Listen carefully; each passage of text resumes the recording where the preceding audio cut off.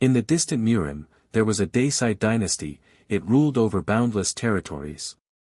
There were 6 great kingdoms among them. Each kingdom had administrative centers, clans.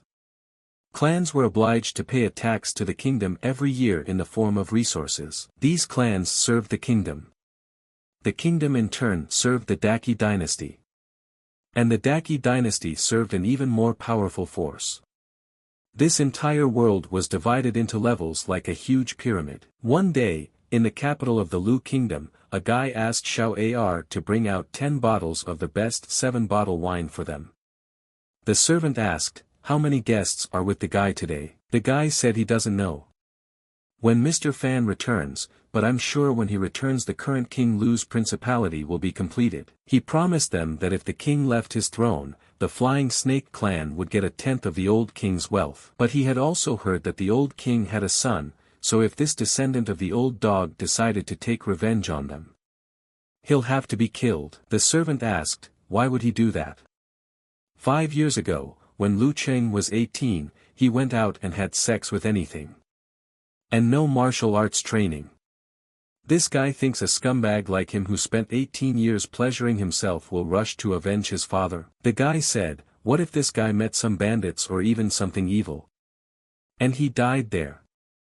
The grave's probably been weeded out for years. But suddenly, a man turned to them and told them that Lu Zhenhengen was a good and honored sovereign.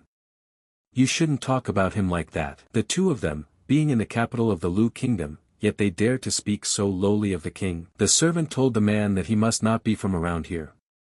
He apparently doesn't know the local rules. And right now this kingdom is called Lu. But within 3 days, it will be called the Kingdom of Talanf. Soon all this land will belong to General Fan. The man said, wondering who told them about it. That stupid troublemaker and rebel Fong Chanlin. The servant got angry and showed his fist, saying that he would not allow anyone to talk about General Fan like that. The man laughed and said as the servant suddenly started barking upon hearing such speeches.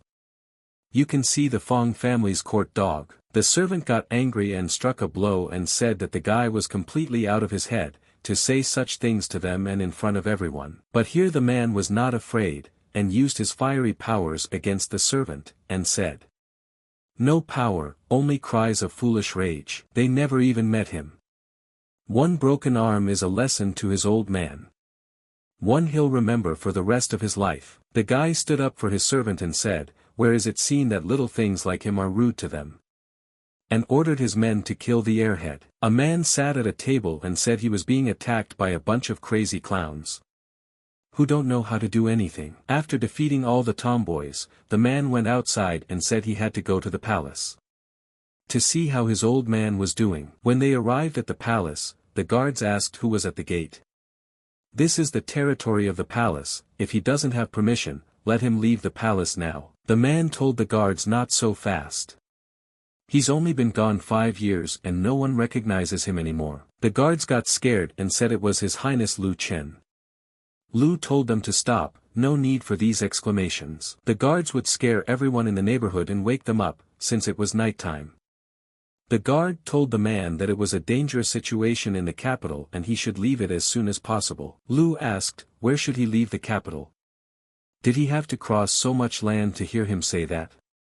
Would the guard let him see his father? The guard showed his hand to enter, and asked the heir to enter the palace.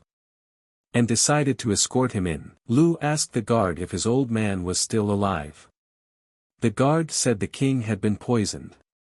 He is unconscious at the moment, no one knows when he will wake up. Lu said that means his father isn't dead yet. He could still be saved. The guard smiled and said that the heir was a joker. The guard opened the door and told Mr. Mo to see who he brought him. 4th degree alchemist Mo asked the guy, isn't he His Majesty Lu Chen? Lu told old Mo that they had not seen each other for 5 years, how is he doing? Looking at his father, he told Mo that they had made an unimaginable blunder this time. Mo apologized to him and told him that he was the only 4th degree alchemist in the entire kingdom. And even he is unable to resist this poison. Mo said that the poison that poisoned the king could only be removed with Chenlu pills. Lu took out a jar and asked Mo if he meant those pills. Mo said it right. One Chenlu pill was enough to save their master. He asked Lu, where did he get so many level 6 pills from? Lu said that Mo didn't need to know that much. Let him give them to his old man. But suddenly a voice came out and the man said he heard that His Majesty Lu had returned. It was a counselor of Sovereign Xochitl, and he said that 5 years have passed and they haven't seen each other. And Lu is still as young and handsome as ever. Can he see that he has enjoyed life abroad? Lu said to old man Zhua, it's been many years, and how is his sealing technique? Zhua said, what's the rush, Your Majesty? He is old enough for level 5, level 6 is unimaginable to him. Zhua told Lu that he shouldn't have come back now. Now the king is gone and the city is in turmoil.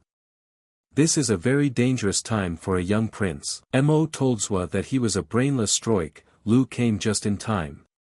Did he see that these are pills? They'll rid their king of the poison. That's what the young master brought with him. Zhuo was surprised and said that it couldn't be. It's really Chenlu's pills.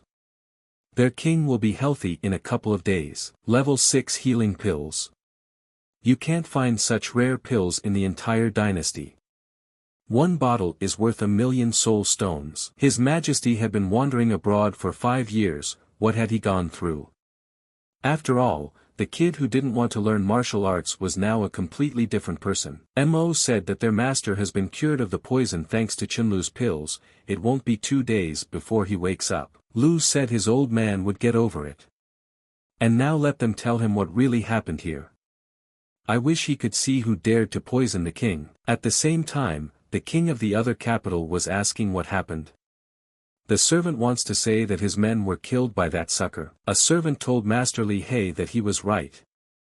According to them, Prince Lu killed 31 of his henchmen in the restaurant. The head said Indu Zhang said that Lu, the son of King Lu Zhenhan, a guy unwilling to learn, disappeared for 5 years, and now reappeared. The head of the Flying Snake clan, Li asked, wasn't the little guy an untrained scum?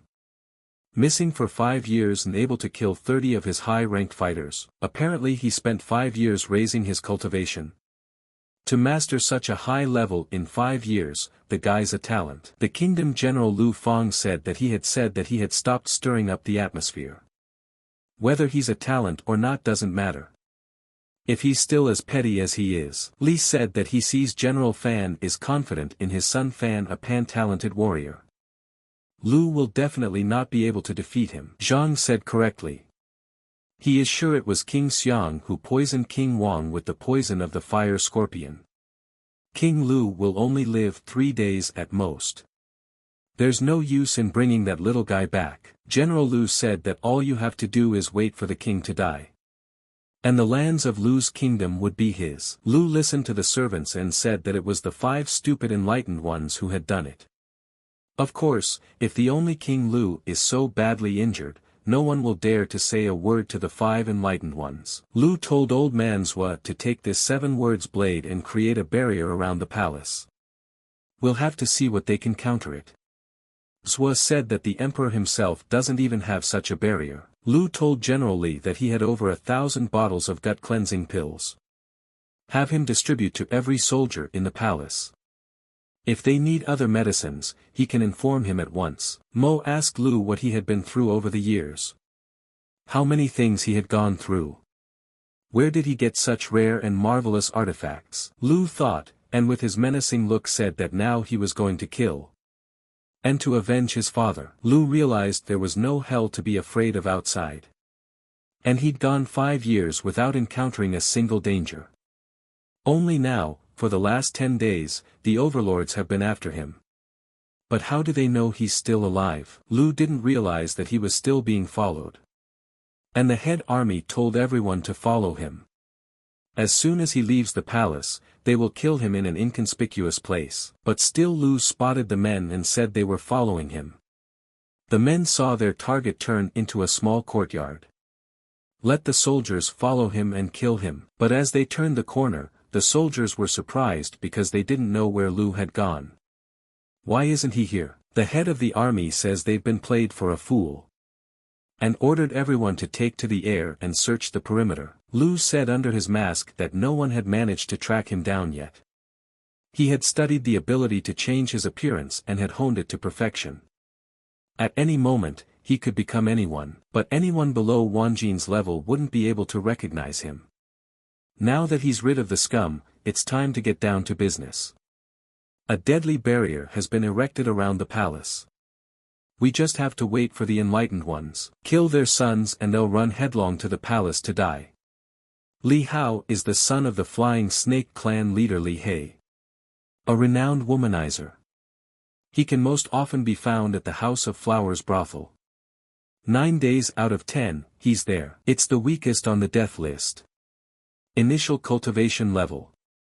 Spends so much time around women, has abandoned martial arts. Lu noticed that a girl had come into the room and told Princely that it was soon lunchtime, time for him to get something to eat. But then the girl fell down from what she saw, and shouted loudly to Princely. The Black Dragon Arena is the most famous battlefield of the capital city of Lu Kingdom. It is also known as the ferocious dungeon of sweat and blood. If Li Jia's son likes to go to the girls, the second target son of the Indu clan head Zhang likes to visit the arena.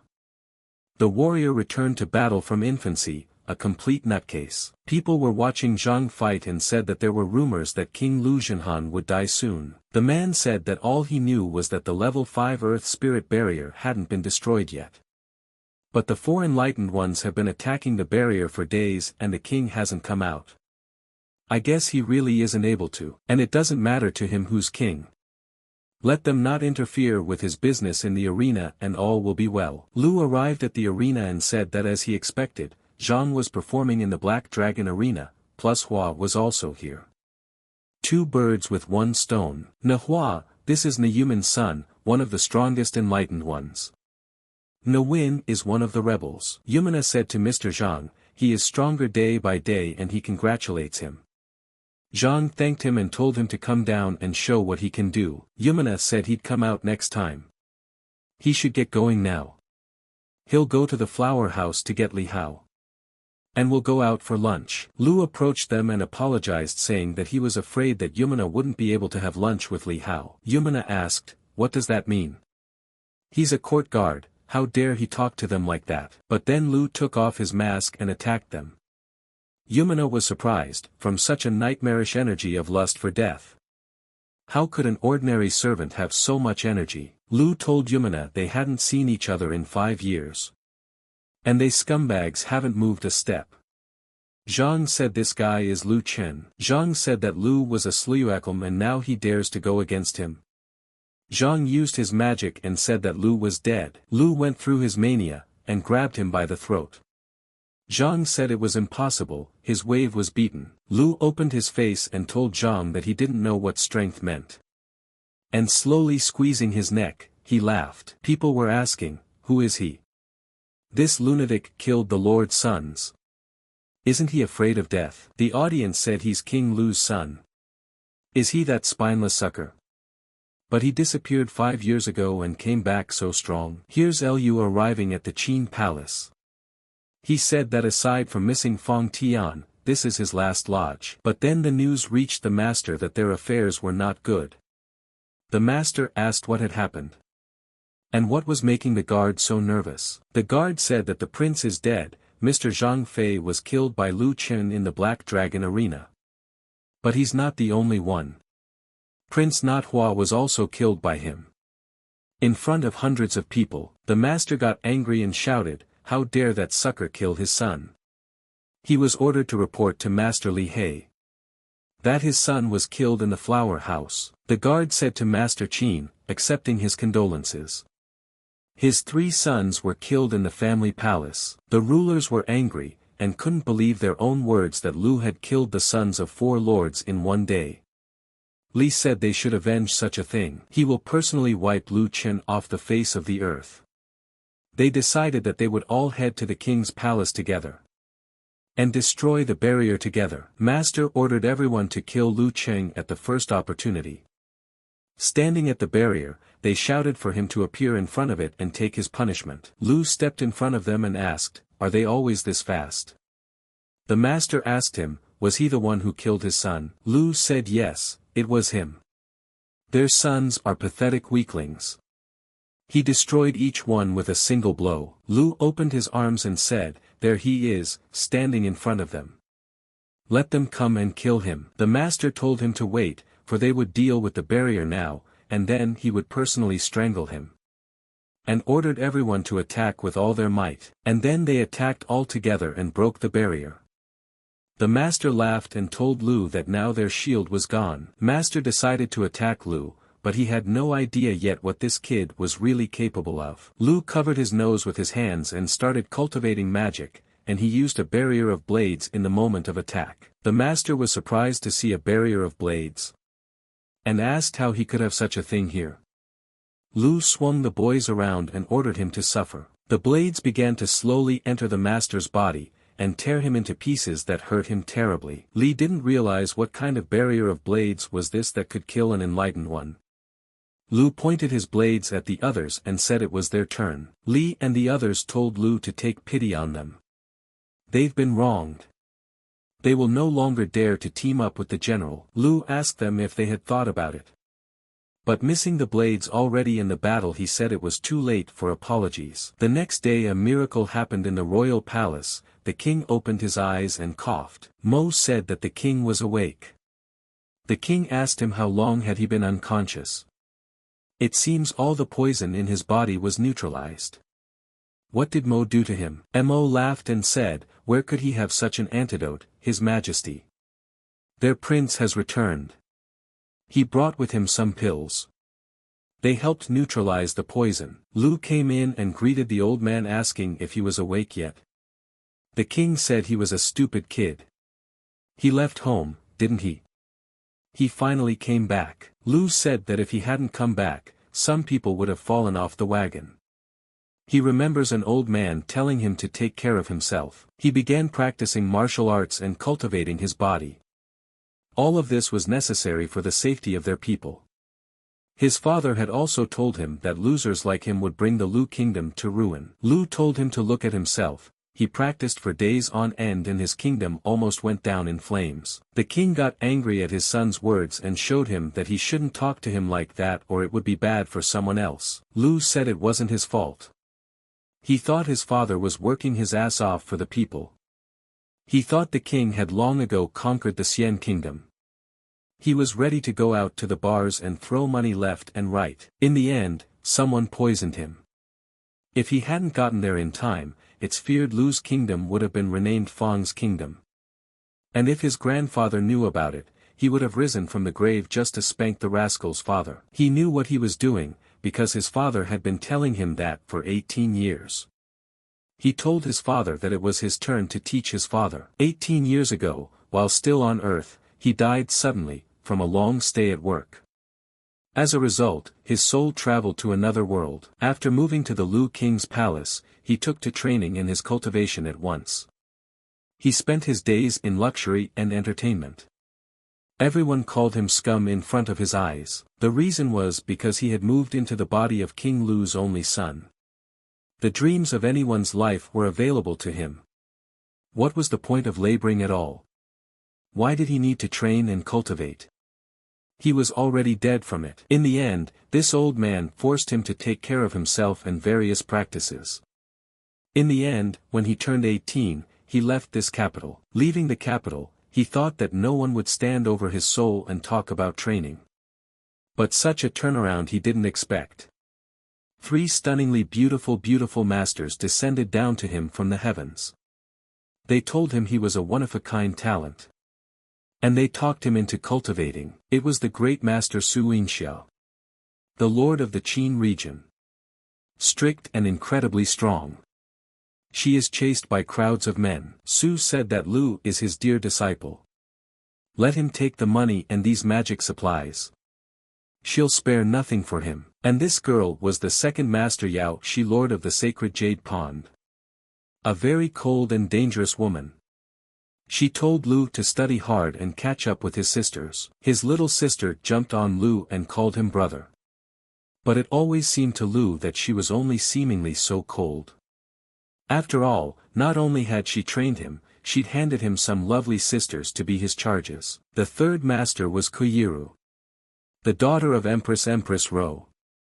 A chillingly beautiful woman, just as strict, a little talkative and a very dangerous woman. She told Lu that he had nothing to be lazy about and sent him always to practice. She always used strange methods against him to get him to practice. So two-faced. Fourth Master Hood Dai. Valdike of Xi'an region and also the head of the Healers Guild. The best pill maker among the 10 regions. She told Lu that next time, he would help her with testing new pills. Her apprentice, these tools were created especially for him. How is Lu? Fifth Master Jian Qinyin. The best artifact creator among the 10 regions. Lu said he only dreamed of being a major all his life and spending a simple life in luxury. He thought that probably every rich guy goes through these misfortunes. The masters decided to give him a mini lesson of instruction. It was the great master Su, lord of the Qin region. Lived his whole life to want more money. Coming to the city of Jian region, Qin Lu said that it was immediately obvious, the city was under the tutelage of a great master. There are so many unusual things around, but all of a sudden Lu walked by the girl and hit her butt. The girl said it was perverted. He's not from around here, is he? How dare he touch her ass? Lu realized things were bad and told his aunt not to scream. Too many people. He accidentally hit her with the hilt of his sword. The girl grabbed him by the robe, and called him a pervert again. And asked him if he thought she was stupid. I could tell he'd hit her with his third leg. Lu told her that the more she screams, the weirder her words get. And asked her not to slander him. But then his teacher heard this and asked how dare he. Lu asked the master to let him explain. The girl said it was a woman who mentored this maniac. What kind of masters are these days? How can you educate someone like that? The woman said she's doing business here, every second counts, and there's no time to listen to her explanations. The woman called the girl a brainless broad and told her to take the money and repeat her words again, but respectfully. The girl immediately calmed down and said that it was immediately obvious that the princess had raised a decent gentleman. It was she who had carelessly stumbled upon him in a crowd of people. The woman grabbed Lu by the scruff of the neck and said it was settled. It was time for them to leave. But Lu's face showed that he would be punished for his manners. Mo told the king to temper his anger. The present situation happened because of the past. He was too demanding of the young master. He lamented about it for a very long time. The king told Mo to tell him what the crazy guy had done while he was unconscious. Mo said that after the king fainted. But suddenly the king heard everything and dropped his cup in surprise. The king interjected, Mo, are these Chen Lu's 6th degree pills? He was able to increase his cultivation to the vicious purification degree in 5 years. 3,000 gut cleansing pills. 500 excellent pills and 200 pills of the generosity of the May tree he gave to the guards, the king asked. Mo told the king that it was just like that. The king asked why he thought this little boy was richer than the king himself. The king said that Lu killed several sons of the conspirators, created a 5th degree murderous batterer, and was able to defeat 4 enlightened ones. He's been gone 5 years, what's he been through? But suddenly they saw a blaze of light in the street and Mo said to the king, has his son outdone himself again? At this time, Lu was cultivating, and trying to increase his abilities, and take them to a new and powerful level. Rising in strength, Lu felt a sweet sensation.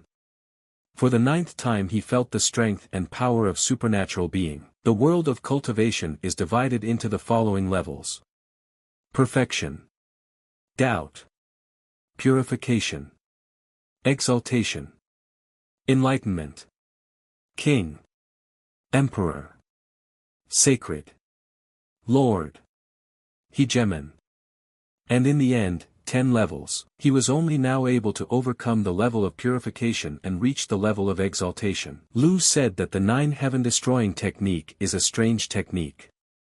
With samabhasization, he could surpass the degree of enlightenment several times. But such a thing would have to be repeated 9 times. Lu counted and drank the pill and said it was his 9th. He couldn't count how many pills he had consumed, recovering unrestrainedly. The self-mobilization after the 9th time was complete. He wouldn't have to do it again. After 3 days, Lu came out into the light and met the teachers. Zhou said that he congratulated him on reaching the degree of enlightenment. Lu told Zhou that there is no need to congratulate him for achieving enlightenment. He is still in the degree of purification. Zhou told Lu that a few days ago, he had observed a great burst of spiritual energy. To absorb such a thing is something no purification warrior is capable of. Is he sure he hasn't reached enlightenment? Lu said that Zhou was right, he was able to achieve enlightenment, but a few days of self-abuse brought him back to the purification level. Even though he remains at the purification level, his strength is definitely increasing. And it's all thanks to the self-injury technique. In other words, Lu said, he's getting closer and closer to supernatural existence. In ancient times, supernatural being was not called a degree of cultivation, but a definition. Blood and qi are like a boundless ocean. Lack of them in the body leads to rebirth. This is what is called supernatural existence. Lu spread his hands and said, supernatural existence is the evolution of life. It is not limited to cultivation levels. Therefore, when he committed a second self-inflicted injury, he was able to destroy the enlightened like pitiful dogs. Well, the king showed up and asked his son what he had been through in those 5 years. Lu said he had only joined one school. Barrier flags. At their school, my father will find 1,000 of the greatest masters. They'll teach him all the 2-level barrier techniques. He'll be able to build them like sandcastles. And this is all for him. Taking the gifts, Lu said he was very happy and he was her student. He had never taught 5-level flags so easily before. Shining rich woman asked Lu, meaning he had enough of these childish toys. She told him to memorize that he had to repeat the heavenly destruction technique 9 times. And after he reaches the degree of enlightenment, he is allowed to go and train with Yao Shi. Lu said that he will do everything as the great master says. Lu told his father that this is one incredibly strong school. Even a simple janitor from that school would break it, old man. But suddenly the king felt some kind of intense pressure. A foreign atmosphere suddenly appeared over the city. At this moment, the king realized that a fighter of royal cultivation level had entered the capital. Mentor Fan Jiangqian said that his royal cultivation will had enveloped the entire city. The enemy had already realized his presence. Jian doesn't care whether Lu Zhen is alive or dead. Lu's kingdom belongs to his father now and he will always be welcome here. The master told Fang's son, as soon as he finished his father's business, immediately let him go back to training. Fan said his thanks to the master. He would not forget his instruction. The master said well. Jiang shouted to King Lu to greet him. Lu asked him what he was yelling about. Lu said, "What's with the early morning noise? Doesn't he have anything else to do?" Jiang asked Lu why he's such a little brat. He came here to talk to King Lu. Mo said His Majesty is busy, let them come another time. Jiang asked Mo, how dare he, the enlightened one, speak to him like that? But then they both used beam eyes and Mo grabbed his head saying that his soul wanted to break out of his body again. And used a psychic attack. Lu took out his knife and said to the old man, how dare he come here and in the middle of the people, attack an enlightened old man? Lu asked him, how did he, a royal cultivation martial artist, even dare to come to the alien realm? Jiang said that the guy was holding a dagger that could break the spiritual bond. Where would a scum like him get such a precious item? Lu said to old man Mo, why is he greeting his guests like this? Let him make hot tea for their dear guests. Mo said that everything would be ready right away. Jiang saw those 2 brats ignoring him. He told the others to stay here, and he would go teach the boy a lesson. The master says it's fine. Let the old one scout the situation and the barrier around the palace. Jiang got out of his plate and walked towards Lu. Lu saw the old man attacking and used the barrier of the 7-word blade. The old man was surprised to see the 7-word blade barrier. He wondered how such a small kingdom could have a deadly 7 words blade barrier. The old man told Lu that he had a strong barrier, but if he decided to hold him back with this, it's only a grouse. Starkey turned into a monster moment and told Lu that he would shatter all his silly dreams of survival. Lu said that he knew that the old man had the power to break the 5-level barrier of the 7 words blade. And he couldn't be stopped by it. He told the old man, since he couldn't stop him, he would definitely drive him crazy. Lu spread his arms and told the old man to break another barrier. Will he have the strength to break 10 barriers? If the old man can handle it, he'll have another 100, and if he can handle 100, Lu will make thousands more. 10,000. He'll have fun with him till the end of the world. In the first lesson of the precepts, the second master Yao, the mistress of the forbidding Jade Pond, rumor has it that Yao is very strict and cruel to foreigners. However, she has kind and tender feelings for Lu. She told Lu that the scriptures say to summon lightning that will pierce the body through, and you have to repeat this exercise 99 times. But then she did it, and she struck Lu with a bolt of lightning. Lu told the master that she was confusing things. The lightning has to strike him 99 times. This is the 100th time. That's more painful than before. The master called him a foolish child and said that it was only for the first stage. The second stage is to repeat the heavenly lightning strike another 365 times. Now, it was time for them to continue their training. The old man said it was impossible.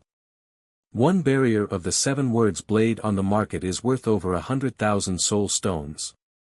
How could such a boy have so many barrier flags? Lu said he poor old man shouldn't care. After all, it's only a couple thousand level 5 barriers. Lu said rich people's problems. He spends a few thousand a day on such petty things. Now let him try to kill him. The old man said the kid's a rascal. He wants to see how many flags he has left today. After 2 hours, the battle did not end and the old man was already exhausted, from such pressure and strength of the boy. Starkey said how many more barriers he has. He doesn't believe he has more than tens of thousands. Lu asked the old man, would they continue or was he already exhausted? Does the old man seem tired? If he doesn't want to continue this buffoonery, it's enough to say, Lu is the most beautiful in the whole world. Lu said he would consider it a true apology and acceptance of his mistakes. But also, of course, letting him go. The guy told Lu to shut up. Let him not dare to insult his master. How dare he disrespect a royal fighter like that? Lu asked the old man, is Fong Ting his disciple?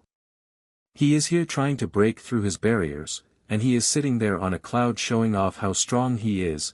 Why does the old man need such disciples? The guy said Lu's an asshole. Don't let him talk about him like that. He respects the master. He'll follow him through fire and water. Lu said if that's the case, then let him shout instead of his mentor, Lu Chen is prettier than his jerk. And then he will consider whether or not to release his master. His demands are simple. Just shout it 100 times. The guy said Lu is a little bastard and don't let him get cocky. Lu said the kid's a blabbermouth. He said he'd go into fire and water. But he can't even fulfill such a simple request for him. If Lu was his master, he'd kick out such a selfish student. But then the guy came down and told Lu to shut up, he's willing to do anything. He's willing to do it 100 times over for his master. Lu told the servant to order the kitchen to serve him some food. He would be so pleased to hear his forehead hitting the ground with the most delicious wine. And then the guy started saying that Lu Chen was the most beautiful. While Lu was lying on the hammock counting to 100, Lu said that Fan hasn't heard anything. Didn't he eat his porridge this morning? Let him turn up the volume. The guy told Lu that he was overreacting. People walked by and asked what kind of crazy person exploded in the royal palace. Fan asked Lu, is that enough? He did it exactly 100 times. But then the master came up and asked Lu to let his mentor go. Lu said his head is still intact, so he's not done. Now, let him make another circle. The guy said Lu was a bastard. He yelled his name 100 times. Make him let his mentor go now. Lu said he is always honest with ordinary people. But with rebels, especially the children of those rebels, he is not obliged to honor them. A little lesson in precepts. Third Master Ko, the Emperor's daughter. Empress Mao is a very strict and cold as a glacier woman. In the secret room of the imperial palace, Empress Bill Lu roped. She told him to listen, and told the master, would he dare to miss her lesson again? Lu told the master that it was a mistake, he practiced so hard that he forgot it was the end of the week. He forgot he was a 997th student. From now on, he'll study even harder on weekends, the master told him. It's too late. She'll make him remember what it's like to miss her lessons. But she can't punish him herself because he's her favorite student. So he called in 2 assistants. She said they would entertain him today. Lu asked the master how he could stand up to these monsters. Isn't that what they will do to him? The old man told Lu to stop. And told the 2 of them to shut up. He said he didn't believe the Lutak had many flags. Lu will lose everything he has today. Lu told the old man to keep attacking. He wants to see how long the old man will last. Lu said he had too much of that junk. Great time to get rid of everything. The king told Lu to stop wasting such valuable artifacts. Waste. Level 5 barrier flags are too expensive to waste. Lu said they were just level 5 barrier flags, they weren't worth a penny. The Grand Master gave him so many flags like he needs to wipe himself with them. You shouldn't hold on to those cheap flags like that. His father told Lu to call off the barrier now. Lu pressed his medallion and told his father not to swear, he would do it now. Lu obeyed the king and did it. The king told Elder Jia how far he'd gotten. He doesn't know what's wrong, does he? The old man thought to himself and said, that miserable weasel. You can see he's alive and well. Purposely not coming out, laughing while he was dealing with the barrier here.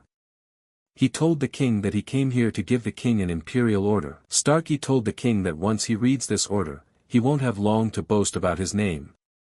The kingdom of Lu will soon change its name. The old man ordered magic to reveal the order. This is the Emperor's energy. The energy stored in the order scroll. The king got down on one knee and saluted the Emperor. Starkey did not distinguish himself either and got down on one knee. The Emperor told King Lu to listen to his order. He thought the matter over carefully and decided to hand over the royal throne to him. Lu heard it, didn't like it and said it was a great soft paper, good for his butt. Especially that gap with the patterns, he'll leave it in the restroom as a memento. The Emperor said that Lu is a miserable ant who doesn't know his place. The Emperor said that disregarding the order scrolls should be punished. But then the king shouted to his son to dodge. Lu drew his sword and asked the Emperor if he was sure.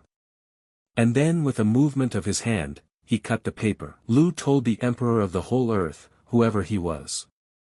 The Emperor told Lu that he was a brave madman. How dare he attack the Emperor's shadow? He would soon be destroyed. Lu said to the Emperor, if he has the guts, let him come to him in person. In the royal palace of the Qi dynasty. The Emperor was angry, and didn't know how Lu dared to go against him. The Emperor was surprised by Lu's confidence. And ordered him to summon Zhou Wuwang. The servant asked who dared to anger the Emperor. Heaven had not seen such anger, but a small lesson of instruction from Mentor Lu said that the forbidden estate of the former Lu Shi dynasty. Emperor Lu's daughter, the Jade Pond. Sister Mentor Lu Qin. Beautiful and talented. But that day, someone came to Lu Jun's room in the Jade Pond. The boy asked who was there. Who can't sleep? He had been practicing all day and was very tired. Lu opened the door and saw little sister Qinchen. He asked her what happened. Qinchen said that she had heard that the masters had taken up his training and his strength had increased. Qinchen said that her learning had stagnated, and she wanted to ask her brother to mentor her. To teach her a couple lessons so that she could improve her skills. Lu scratched his head and said he thought something serious. Well, since she came for it, he's full of energy. The guy stood in front of the Gover and said to His Majesty Lu Qin dare to do this. Their world was about to change. The man asked the guy, is he that scared? After all, the worst thing that could happen to the Lu kingdom would be for the Qi Empire to declare war. The monk said that as long as the emperor is happy, the country is at peace, but if he gets angry, thousands of corpses will mar their land. He doesn't realize what this enmity will bring. Thousands of years ago, Emperor Yuan and Emperor Qi declared a terrible war. The echoes of the blows of their blades shattered an entire city. Right now, Emperor Qi is also angry. He fears that the Lu kingdom will soon be destroyed. And when that day comes, countless people will die. In the palace of the Lu kingdom, the old man was saying, "Great job, idiot. The end of the entire Lu kingdom is coming soon." Starkey told Lu that insulting Emperor Qi was like sacrificing tens of thousands of people, but then the king himself stood up for his son and attacked the old man. The old man said that Lu Zhen had already lost his mind. The old man said that protecting this crazy boy was tantamount to giving the entire kingdom to the wolves. The king said, so what?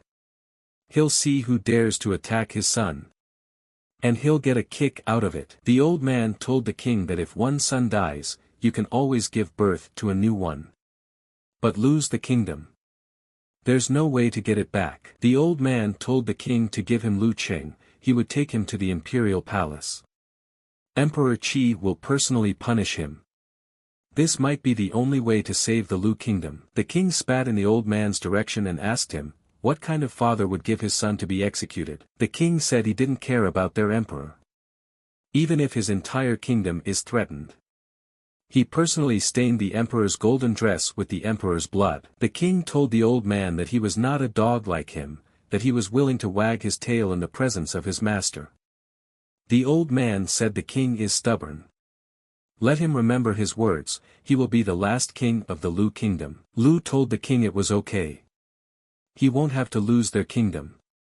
The false emperor won't be able to do anything to him. But then the guy told Lu to leave his impudent speeches alone. He was just lucky to find all those expensive things in an abandoned ancient temple, and Lu already dares to treat the emperor himself like that. One glance from the emperor is enough to turn him into dust. Lu told the boy not to talk about the emperor. One look at a pig like him is enough to realize how pathetic he is. He dares to shout pathetic speeches about his master's power. The guy said Lu was on the edge of a cliff. Wait till the emperor comes and they'll see him begging for mercy and trying to escape. Lu asked, why would he run away? If his fellow students found out that he had tailed off to other lands from the emperor, he'd be embarrassed. The guy said Lu is a cretin who is still living his dreams. For the well-being of the rest of us, he'd rather kill himself. Lu thought about killing himself and said he didn't mind, but he didn't want to do it himself. Lu said his death would be the death of the greatest warrior. Come on, Fan Tan. They won't use other people in their squabbles. They will show each other their true strength. If he has balls, let him kill him himself. Let him bid farewell to life like a true warrior. The king said it's an outrage. They have a very big difference in level. Even though Lu had reached cultivation level 3. Fong is the most talented warrior of the Lu kingdom. He's out of his league. Lu told the king to better enjoy their battle. People asked, who was the most talented fighter of the Lu kingdom? Lu said there would be a different name behind that nickname today. The guy said so be it. It will quench his thirst for battle. Let him remember not to piss him off. The guy told Lu to fight as hard as he could. Maybe that way he'll live a few moments longer. Lu took his attack and smiled, asking, was that all he was capable of? Did he think he had enough strength? But everyone was surprised at the outcome of the fight, as the guy lost to Lu at the end. And was humiliated in front of his father and teacher. The king was surprised to see his son defeat the guy. He thought, why did he think Lu was so much higher level than Fan? Lu said he was sure that Fan knew that because of his father's betrayal, he would end his life before his time. Now his end has come. The commander stood by his son's body and began to cry. But then he gathered his strength and decided to attack Lu, saying that he would destroy him. But then his father took Lu's side and said that as long as he's here, he won't hurt anyone. He's an ordinary level 5 enlightened man. Don't overestimate your strength. But the commander was unable to hold back the king's attack, and was injured. He told Elder Jia to kill Lu Chen. He stood in front of him and began to beg the elder to help him. But then the elder told him to be quiet. The old man told Lu that he had crossed the wrong person. Emperor Qi is really angry. But then Lu saw that it wasn't that simple and told the old man he had time to say his last words before running away. The commander told the old man to piss off. He wasn't worthy of being his son's mentor. The commander stood by his son's body and said it was his fault for not calculating everything to the end. He was responsible for his death. But then he used magic and told him not to be afraid of being alone. His father would be with him to the end. The commander told Lu that they've angered the emperor himself. He'll kill them. Even worse, they'll beg for death. But then he died and said he'd be waiting for them in hell. The king said he'd brought it on himself. And he told his son to go. Lu said he didn't like the heat, and the two of them belong in there. Let's give them a good roasting. The rebellion in Lu's kingdom was stopped for a while. But the problems created by Lu had only just begun. The king asked Lu, did he realize what he had done? Why the hell attacked the emperor's scroll? Turns out Lu is worse than even him. Does he have any idea how strong Emperor Qi is? The king told Lu that he would leave the kingdom and hide in a mountain village. So maybe he could still survive. Lu told the king that it's just an ordinary emperor, right? What's there to be afraid of? He's fought all his life just to be king. Doesn't the king want something more? Lu said they'll wipe this emperor out. The king will become Emperor Lu. And his son will be the new prince. Let him imagine. The king told Lu that it's easy for him to say. He'll kill him by his own actions. He has only reached the level of a level 6 king, he is still growing up to be an emperor. Lu said there's a way. Don't let the king worry, all they did was declare war on that idiot. But then the guard came in and said he was ready to report. The palace's internal guards had fully utilized all the gut-cleansing pills. Most of the fighters have reached level 3, some are already level 4. The strongest warriors are already at level 5. Lu said it's not bad. Of course the pills are good, but they should be practiced to maintain and improve the level. The guard said it was all due to his generosity. Young master. They would have had a much harder time without. The king heard about the gut-cleansing pills. One such pill on the market is worth over 2 million spirit stones. In reality, such pills can be found at auctions for 4 to 5 million per bottle. His son fed them to 8,771 warriors in his palace. Totaling over 1,600,000,000 spirit stones spent. Lu said it was nothing, it was the cheapest price to make their people stronger. The king said, what nonsense is that? 1,600,000,000. 18 generations of their kingdom have never earned that amount in their entire lives. He'll cut off his hands today. Stop wasting so much money in the wind. Lu asked the elder, what is he doing? Lu said for the king to calm down and not go crazy. He'll spend the cash. Lu said that while they were arguing with him, he almost forgot about the way they could defeat the emperor. Lu took the things out of his bag and told his father to take a look. These are 2 martial art manuals of the sacred degree. Once mastered, defeating the emperor will be no problem at all. Defeating this emperor would be easy. The king was surprised to hear about the sacred degree art. The king grabbed Lu and interrogated him, had he just said a martial art of the sacred degree? Lu got angry and asked the old man how much longer he could beat him up. The king said his son was stupid and asked him, does he even understand anything at all? The holy degree is something they are completely incapable of understanding. Lu told his father to use his imagination.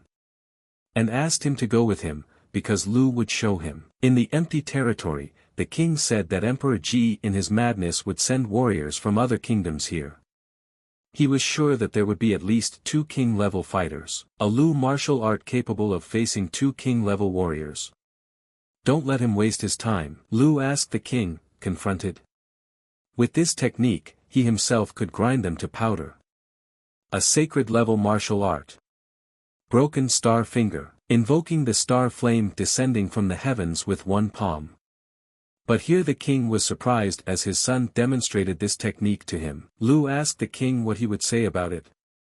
The king said that Lu hadn't reached the 3rd level of cultivation yet, but he was already capable of using such a high technique. Where did he study really? Lu proudly raised his head and said that it was the merit of his 5 beautiful mentors.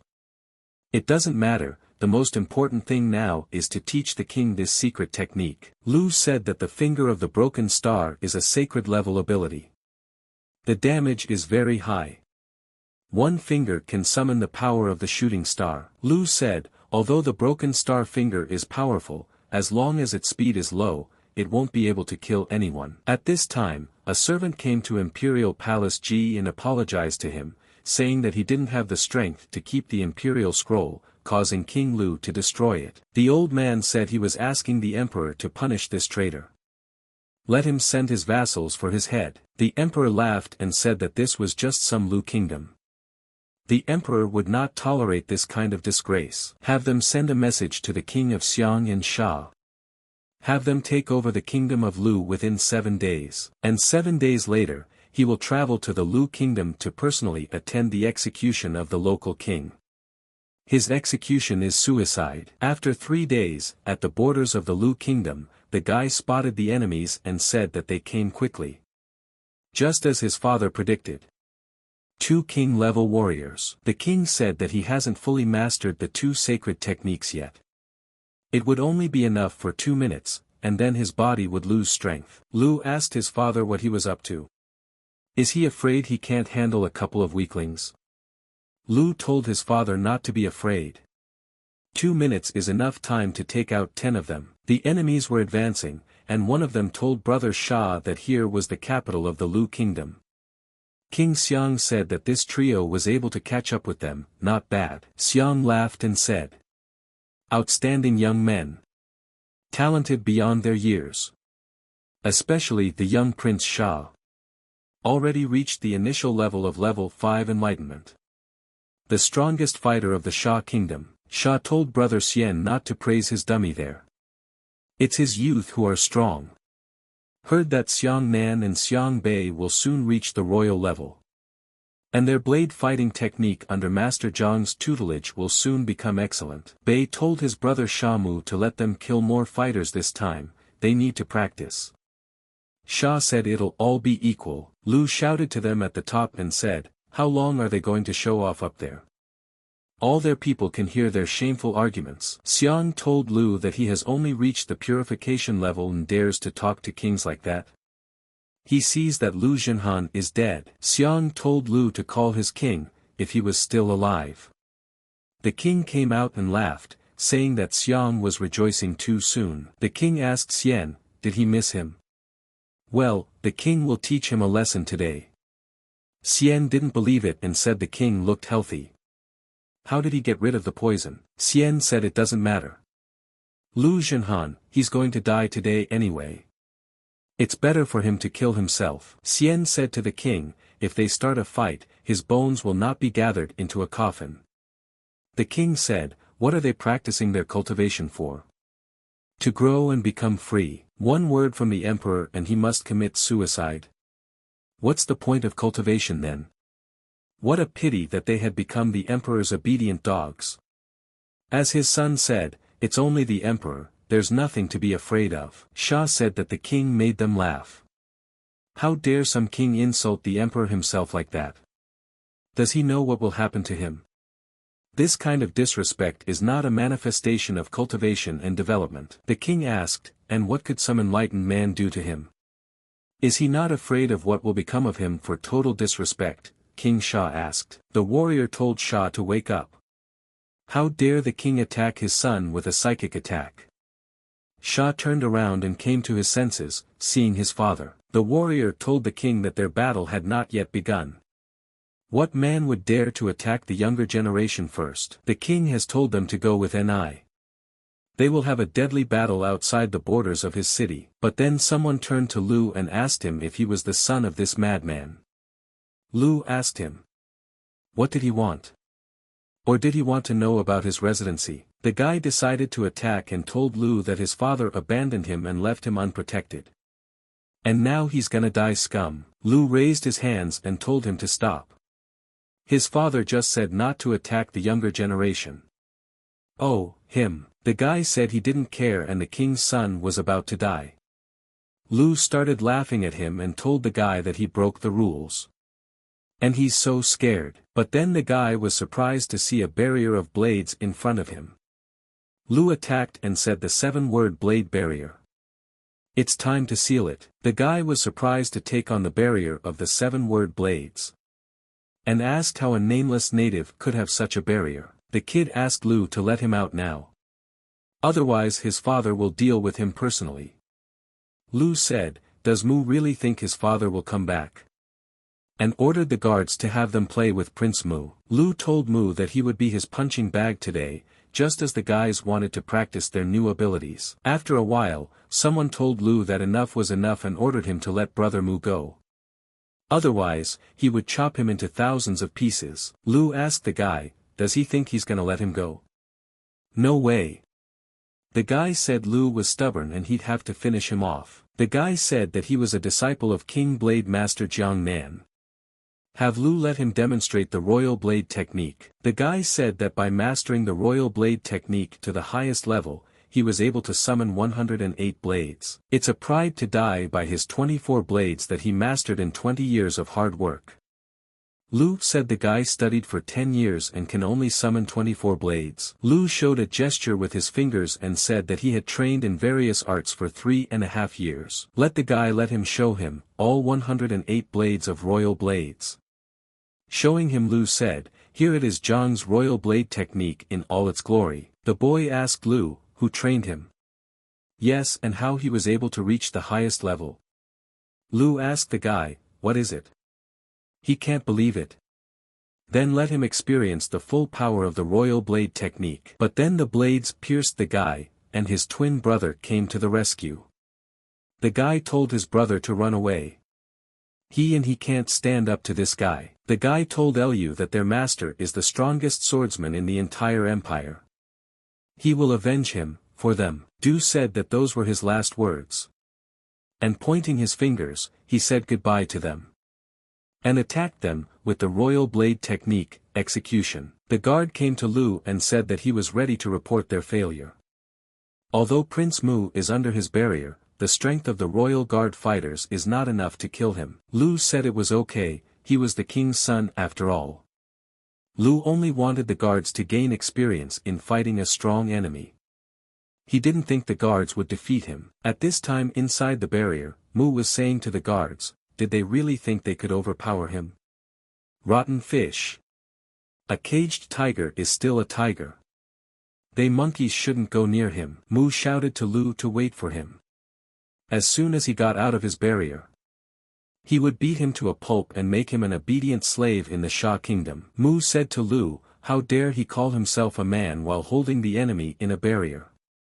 Let him fight him like a real man. Lu told the Mu that he said he'd get out of the barrier on his own. Now he's asking him to let himself out. Mu said he thought Lu was a weakling.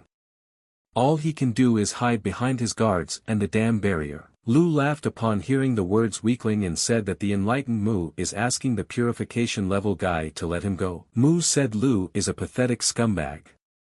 Let's see him laugh when his father dies at the hands of the kings. But then a body fell next to them and Mu told Lu that here comes the corpse of his pathetic father. Mu said that Lu's father was a weakling. Not a minute later, he was destroyed. Lu told Mu not to be confused, it wasn't his old man. Doesn't he think that dark skin and eye patch looks like his father? But then Mu started yelling to his father. Lu saw this and told him to calm down. And when he pressed the button, he let him go. Mu rushed to his father's body and said it was impossible. There were only tears and grief in the boy's eyes. The guard said that their king has been fighting King Xiang for a very long time. He had not yet fully recovered, even though he had defeated King Sha. Lu told the guards not to worry. A good man doesn't live long, but an unkind man thrives. Their old man's an asshole, so he'll be hard for that little king to take down. But then Lu said, here comes the king, easy on the eyes. You okay? Are we clear? He asked the old man what took him so long. He had time to deal with 3 enlightened men. The people say His Majesty has defeated 2 kings. Long live their king. Long live their king. Lu asked the old man, how is he? How is he doing with the sacred degree martial art in action? The king said he was doing well, but Xiang had wounded him before he died, so he thought he'd have to recover for another 2 weeks. Lu told the king to announce to everyone that King Xiang and his sons were killed by them. Also, to let him know that he used the technique, King Jiang Blades.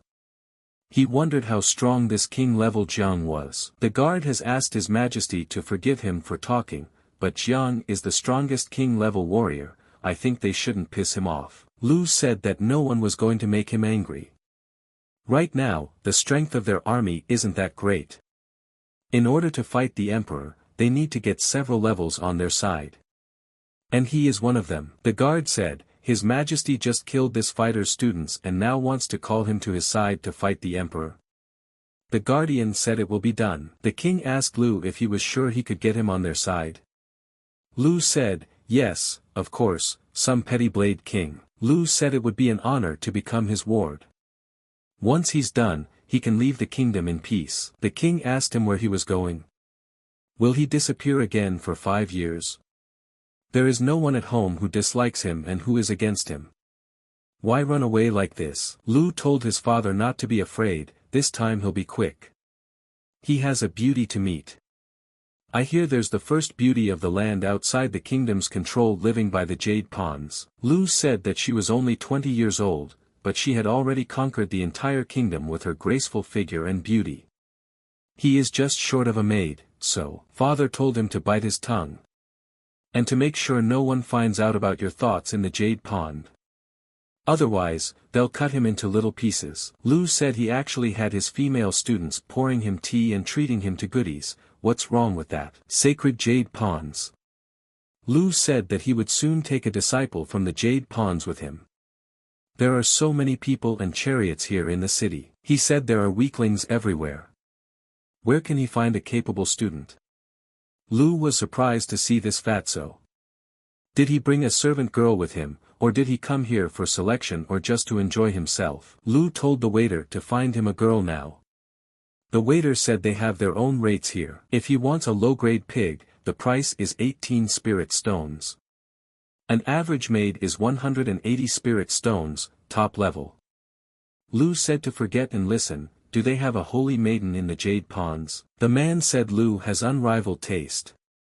If he wants a pretty girl like a virgin to keep them company. The price is too steep. Lu said he's not asking for a price, but asking her to bring her here. He wants her to pour his wine for him personally. The man told Lu that he's sure he didn't mean to say it out loud and was probably wrong. Lu asked, he looked like he could be wrong. He said, bring the holy maiden here. But then he said for everyone to stop talking to this piece of shit. The guy asked Lu how dare he demand that the holy maiden pour his wine. They think Lu has extra teeth. Let him let that be corrected. The guy said that if it was possible to fight in the Jade ponds, he would beat the shit out of him. And ordered the guards to take the bastard away now. Lu said respectable, what's the rush? He only said a few words, suddenly so angry. The guy asked Lu, had he decided to ask for mercy? Too late. Lu said he wasn't asking for mercy. He's just saying that they, the fools, shouldn't run ahead of the chariot. Lu told them that he was afraid they would all freak out when their holy maiden kept him company. The men were surprised at Lu's impetus and told him they were going to wipe him out now, asshole. But then a man came in and told everyone to disperse, and asked who had insulted the holy maiden. Let him show himself. The guy said the asshole insulted his holy lady. The man told Lu to speak up right away. He's the one who insulted the holy maiden. Lu said he didn't say that. He just asked me to call the holy maiden to keep him company. The guys said Lu's an asshole. He is. How dare he insult a holy maiden in front of him like that? Stop wasting time on him. Beat him half to death and send him to the mines. Show that slave. But then Lu saw that the men were very serious against him and said 2 level 5 fighters attacking 1 level 4. Lu pulled out his dagger and asked them, had they decided to kill him? Lu cut them open and told them they would have to kill their spirits as punishment for their carelessness. At the palace of the Holy Maiden, she stood on the roof and looked into a beautiful mirror. She said that this guy was probably the one the master had told him about, a mysterious mentor.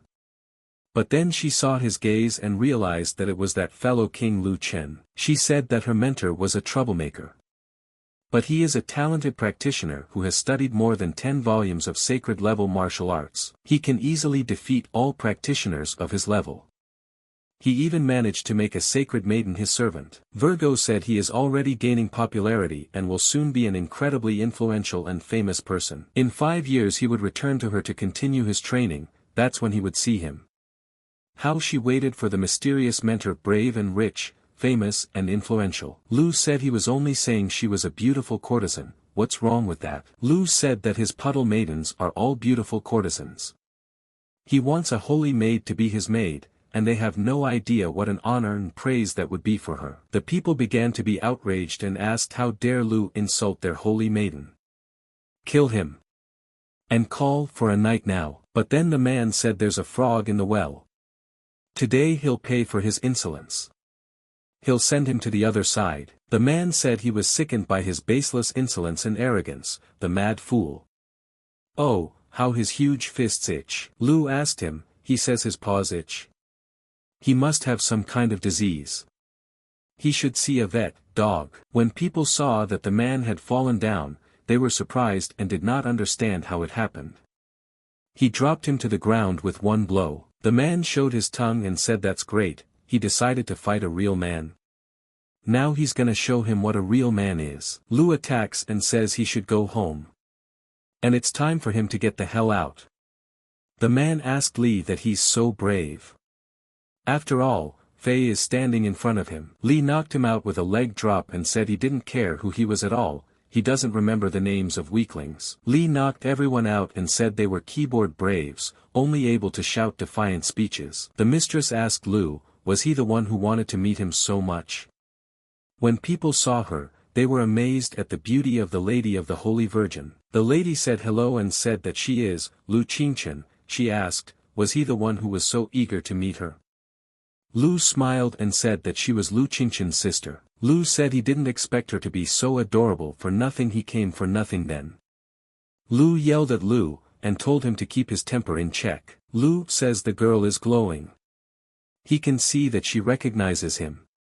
But then people started telling Lu not to touch her.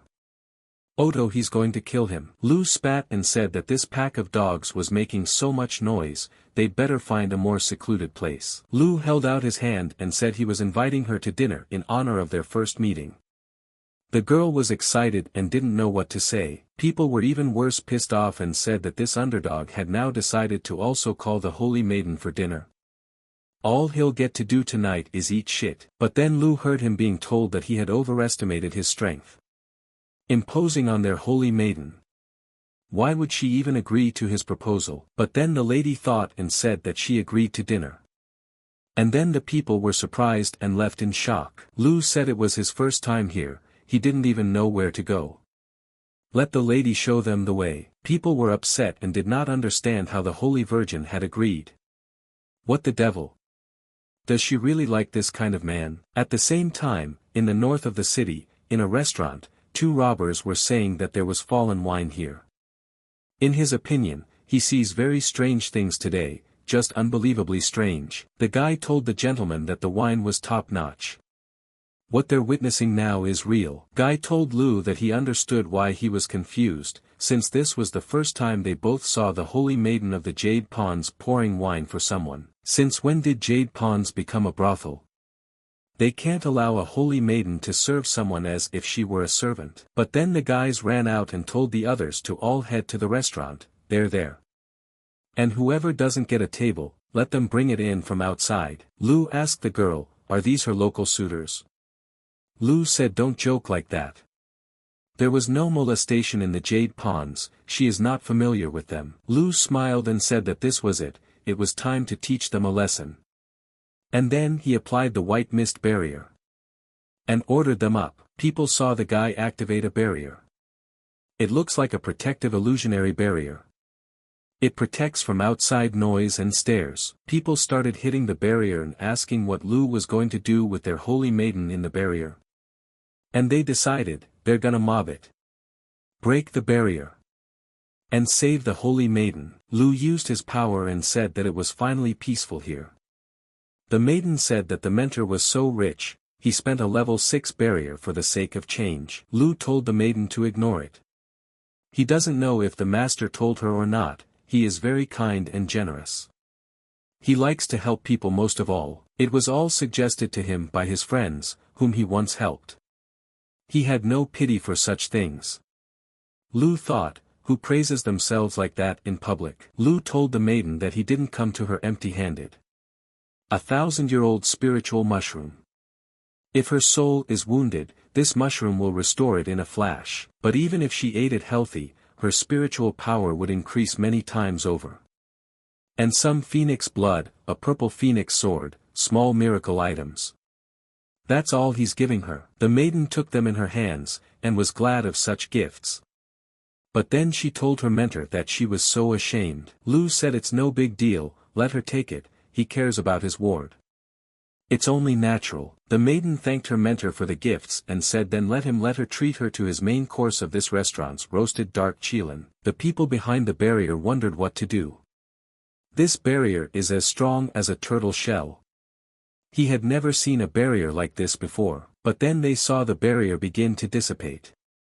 They thought, why is the holy maiden so hot? People were asking Lu that he had made them a holy maiden. The purest maiden there would be no more. What's the squelch, is that really what he's thinking? Will they be able to raise children? The maiden held up her hand and said it was very hot. People began to say that their holy virgin was spoiled. But then the guy in the suit asked them, is he Lu Chen? Let him follow him, the head is already waiting for him. Lu felt an overwhelming force, is this man really the emperor? People laughed at Lu and said that he'd had enough. He won't be able to create disturbances at the Jade Ponds. The Emperor's orb practitioner will deal with him. The maiden thought about the words. Will she figure it out? After all, she thinks it was the master who sent him here. The guy said his name was Hu and he was an elder of the inner gate. The head sent him after him. While they are flying to him, he can admire the local views. Lu told Hu to tell him about the situation here. How many kings and saints are here? Hu said that there are only 5 practitioners on the sacred Jade Saint Ponds. The practitioners on the way to the Saint Realm are no more than 10. Emperors only 108 practitioners, kings over 1,000, adepts below the realm of kings can't be counted. Lu said that it was weak, it was just like other sects. Hu said there's no other way. Among the 10 regions, the weakest region is the remote region. Spiritual strength is very rare there. And the land is sparse, nothing grows. Not a good place for practitioners. Lu told the elder, if he is not mistaken, in that lake, covered with golden scales. Lu said it's the oars of dragon scales. I'm sure it's one of the 8 marvelous creatures dragon scale fish. Hu said that's right. Look that way live the ruddy rabbits and the other 8 wonderful creatures of the great master. Lu thought, and he didn't expect there were so many yummy things. As soon as he's done with his report to the master, gluttonous rabbits are his, wait for it. Hu said his task was done, Lu would walk the rest of the way by himself. Lu walked up the steps and saw that he had made it. Lu said to the second Grand Master that he had arrived. Yao said that Su said he left 3 months ago, what delayed him so much? Yao looked at him strangely and said, or does Lu think that she is weaker than Su Eanes and he can relax? Lu said he didn't. He just went back to Deji to check on his father. By the way, the second great master, this 1,000-year-old ice lotus, he specially bought it for her. Lu said he wished her to be forever young and beautiful. Master said that she thought Lu had not prepared. Master said that she heard that Lu has made a mess in the holy ponds, let him tell me, how is he the local Qin provinces? Lu said that in the holy ponds, the locals are too weak. Master said that's what it means. Well, Lu shouldn't be so relaxed about it. Lu will stay here to start practicing lightning body hardening. Lu thought, I guess that body hardening is done with lightning. Fuck that, that sounds dangerous. Lu told the foreman that it wasn't true, that it was even necessary. He remembered that he'd forgotten his book at the hotel, so he had to go and get it. Master told him to stop what's not like him, he was more cocky in Qin province, he could even make a demon saint maiden his maid. And now he's scared of some body hardening practice. What a coward. She asked Lu how many thunder sphere flags he had. Have Lu let the master look at his supplies, they would have a start on his journey today. She told him to get the inventory bag. Master said that the thunder sphere flags were from level 4 to level 7. Sue had prepared him well to meet her after all. Lu knew that wasn't true. After all, he thought Mostre had given it to him to smash his enemies. And it turned out he needed it to smash his face. She's so cunning. An old lady who is over 1800 years old had fooled his foolishness around her finger. Master said that now I could see why Sue was praising him so much. Look at that, unholy power, tempered order. Lu, I'm sure he's been punishing people everywhere. The master said it wasn't bad on the whole. With her, he wouldn't have to hide his nature. Even if he decided to kill all the servants in the ponds and subjugate the holy ladies, she wouldn't tell him anything. Master told Lu that he would get whatever he wanted, all he had to do was ask. If there are problems, he will solve them. Lu told the master that she was so kind to him. Then his first request, can he not practice this tempering? The master told Lu not to get his hopes up, it's not going to happen. Lu told the master that it's not boyish. The master suddenly said for Qinyu to show herself. At this moment, from the portal, the girl asked the master, did she summon her? The girl told the master that her listener Chen was listening. The master told her to prepare a thunderstorm tempering for this guy. He would start practicing in 3 days. Master told Lu that he would start with level 4 thunderstorm spheres. Let him warm up every millimeter on his body. Chen said her word is law, wisest master. Master told Lu she had somewhere to go. And let him watch, don't miss a minute of practice. If by the time she returned, she found out he was lazy, she would punish him severely. Chen told Lu to relax, the great lord had already left. She told him to brush after her. Lu said it's Chen Yu's girlfriend. The nearby butler master. He had never seen such a beautiful girl in his life, not in 1,000 years.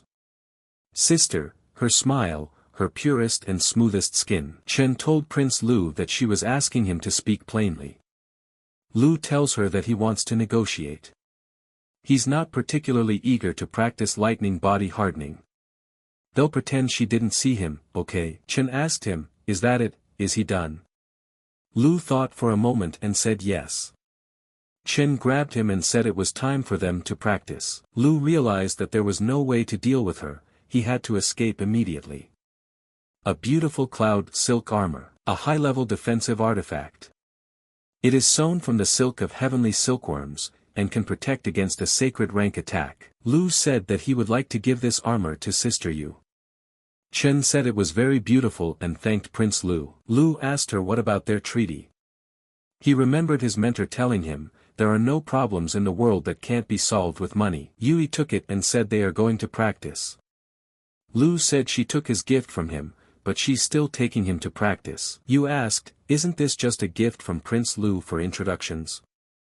What does it have to do with his practice?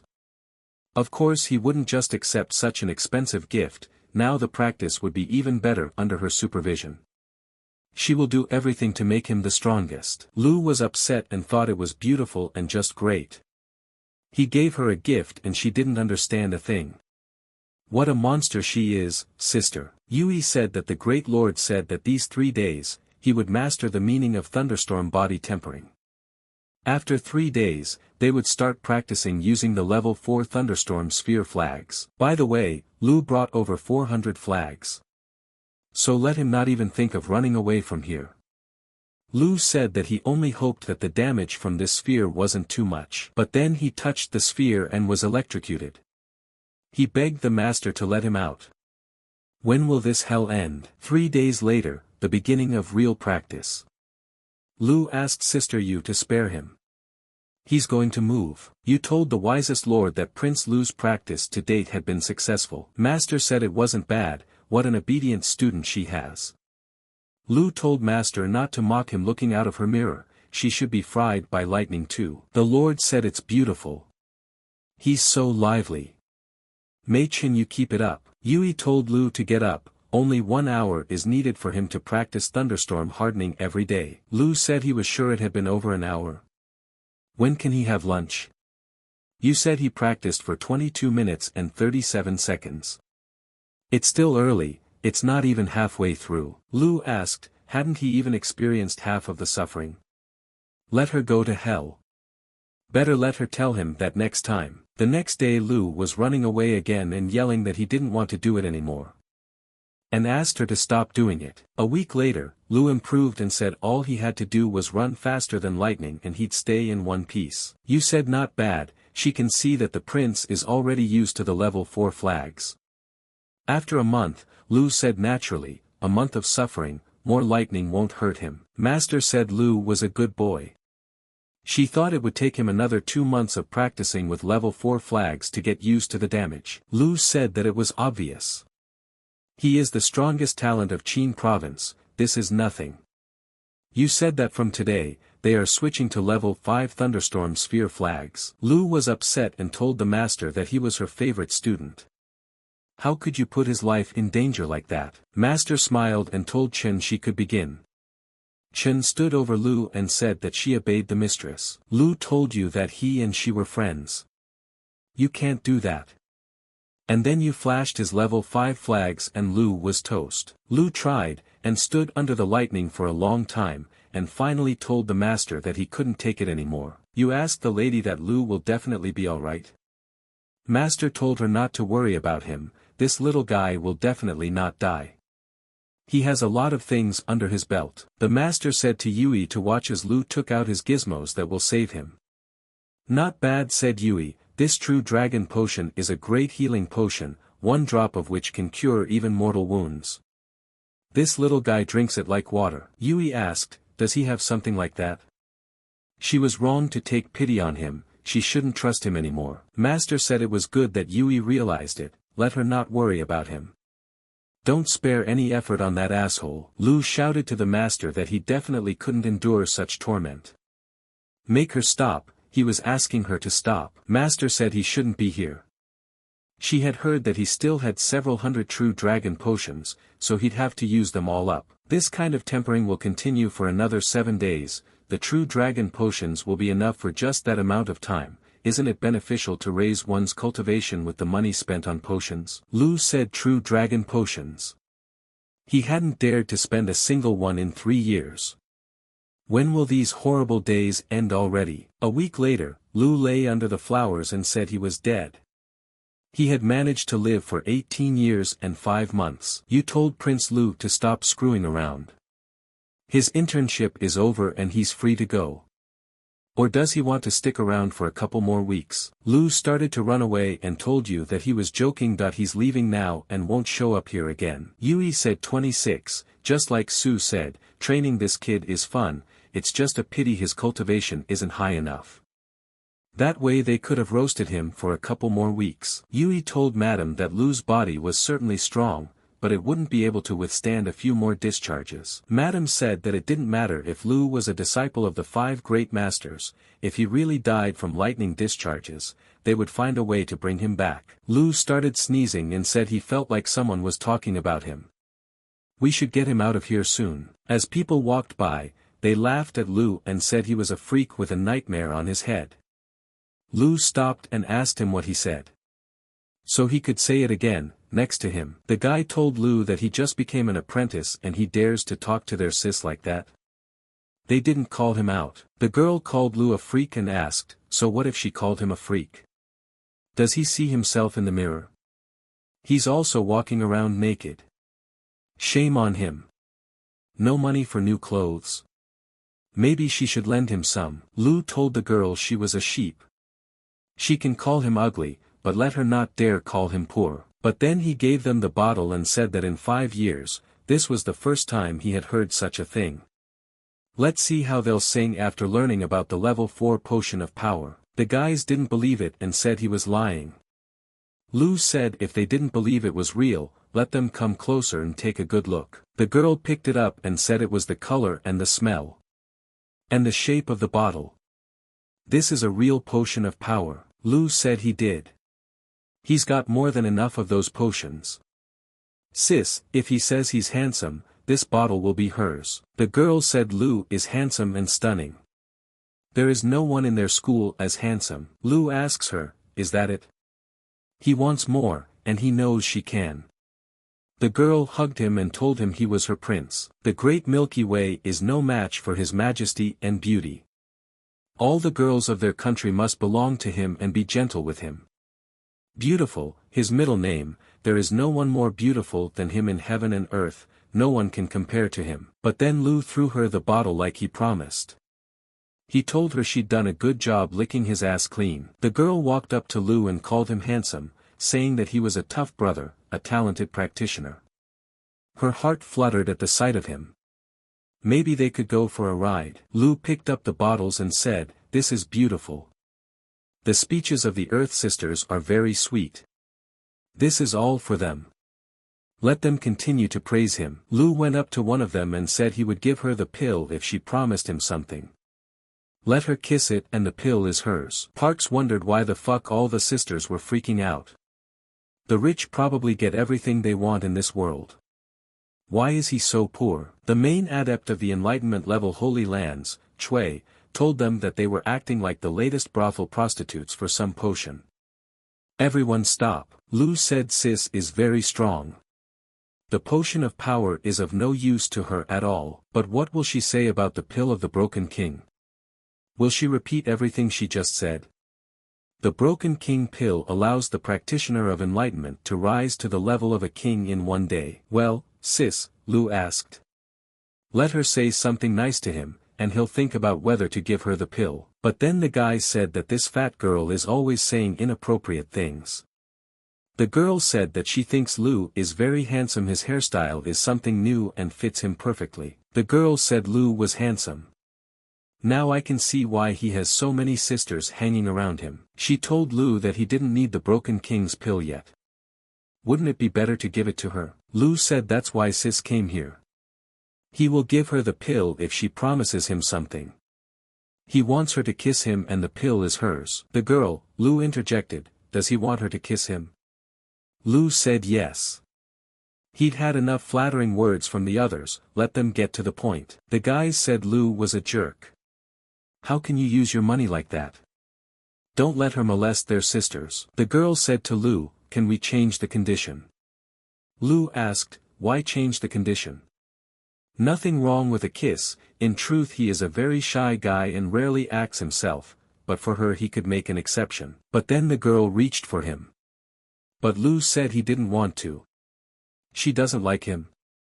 Well okay, I'm sure there are others who will definitely say yes, he'll go look for them. The girl said, why should they rush, she's not like that at all. It's just that the brother is too handsome, she's really embarrassed. Let him come to her. The boys asked Sister Tan not to do that. Here it turned out that she too had been tricked and taken captive by money. Lu pointed to her lips and told her to get closer, kiss him. Lu asked her, is this her first kiss? He's as clean as a white sheet, if it's not his first, she'll ruin it for him. The girl said it was her first kiss. Who does Lu think she is? Does he think she's a heartbreaker? Lu says that's great. He accepts her kiss.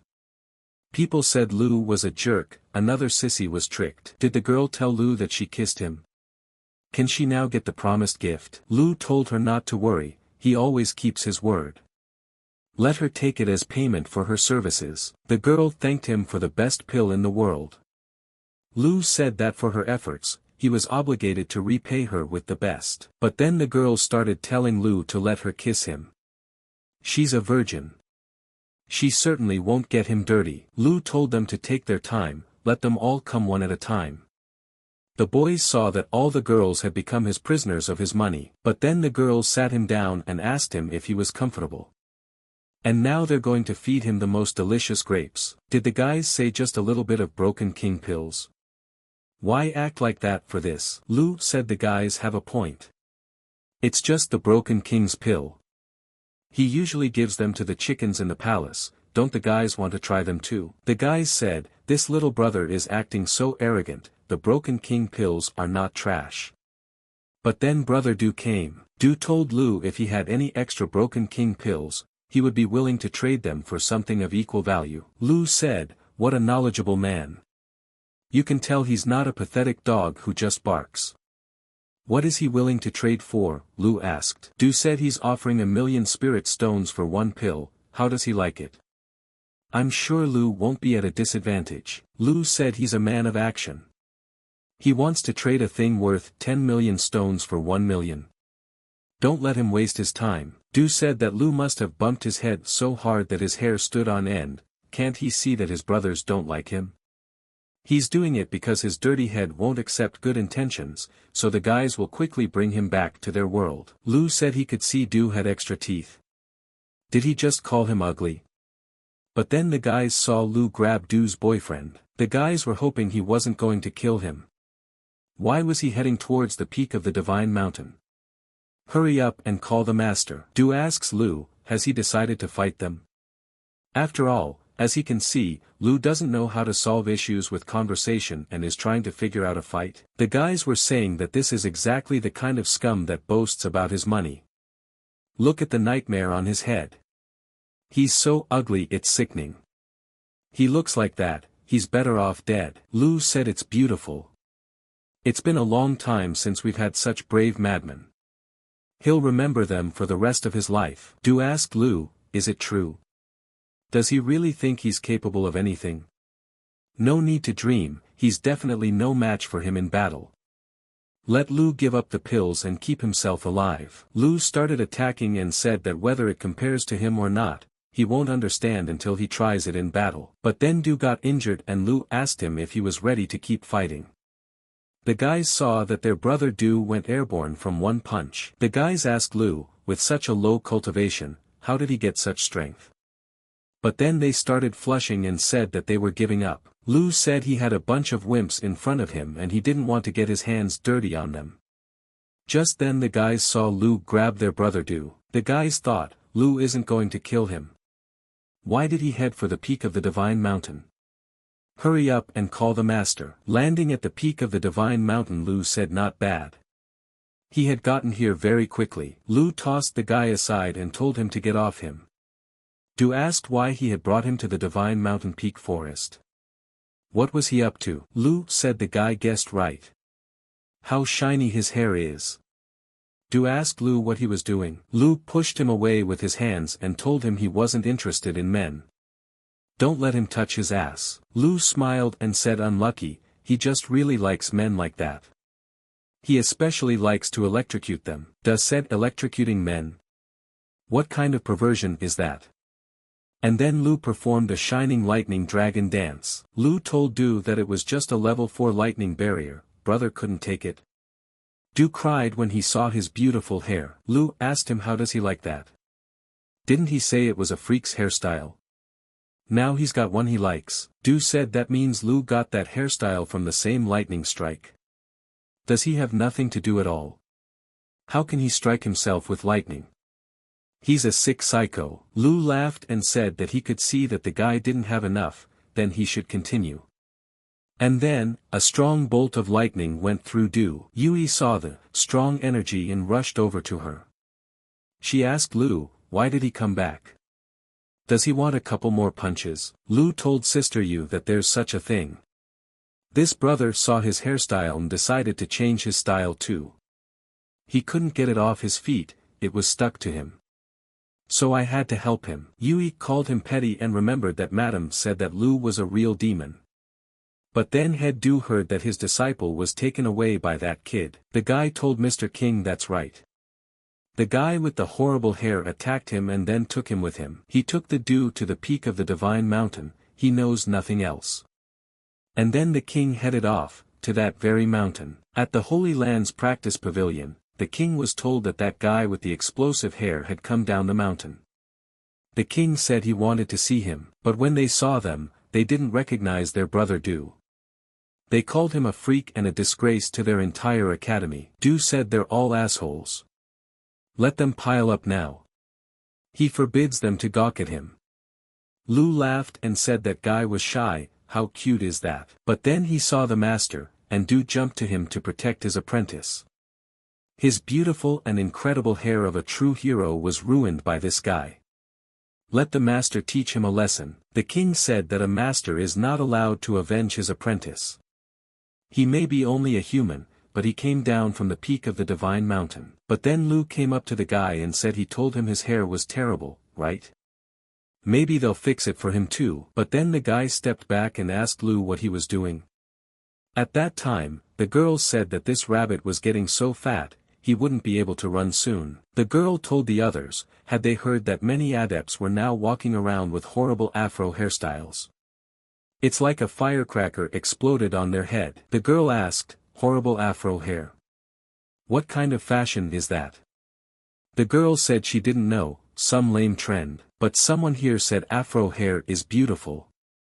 How can you say bad things about them? But then the girl saw her brother Do and asked if he still had that hairstyle. He adored his hair, so why did he suddenly have such a nest on his head? Lu got angry when he saw Do and said he was a dummy. He wanted to do things under Do's identity, but when he came out, he met his acquaintances.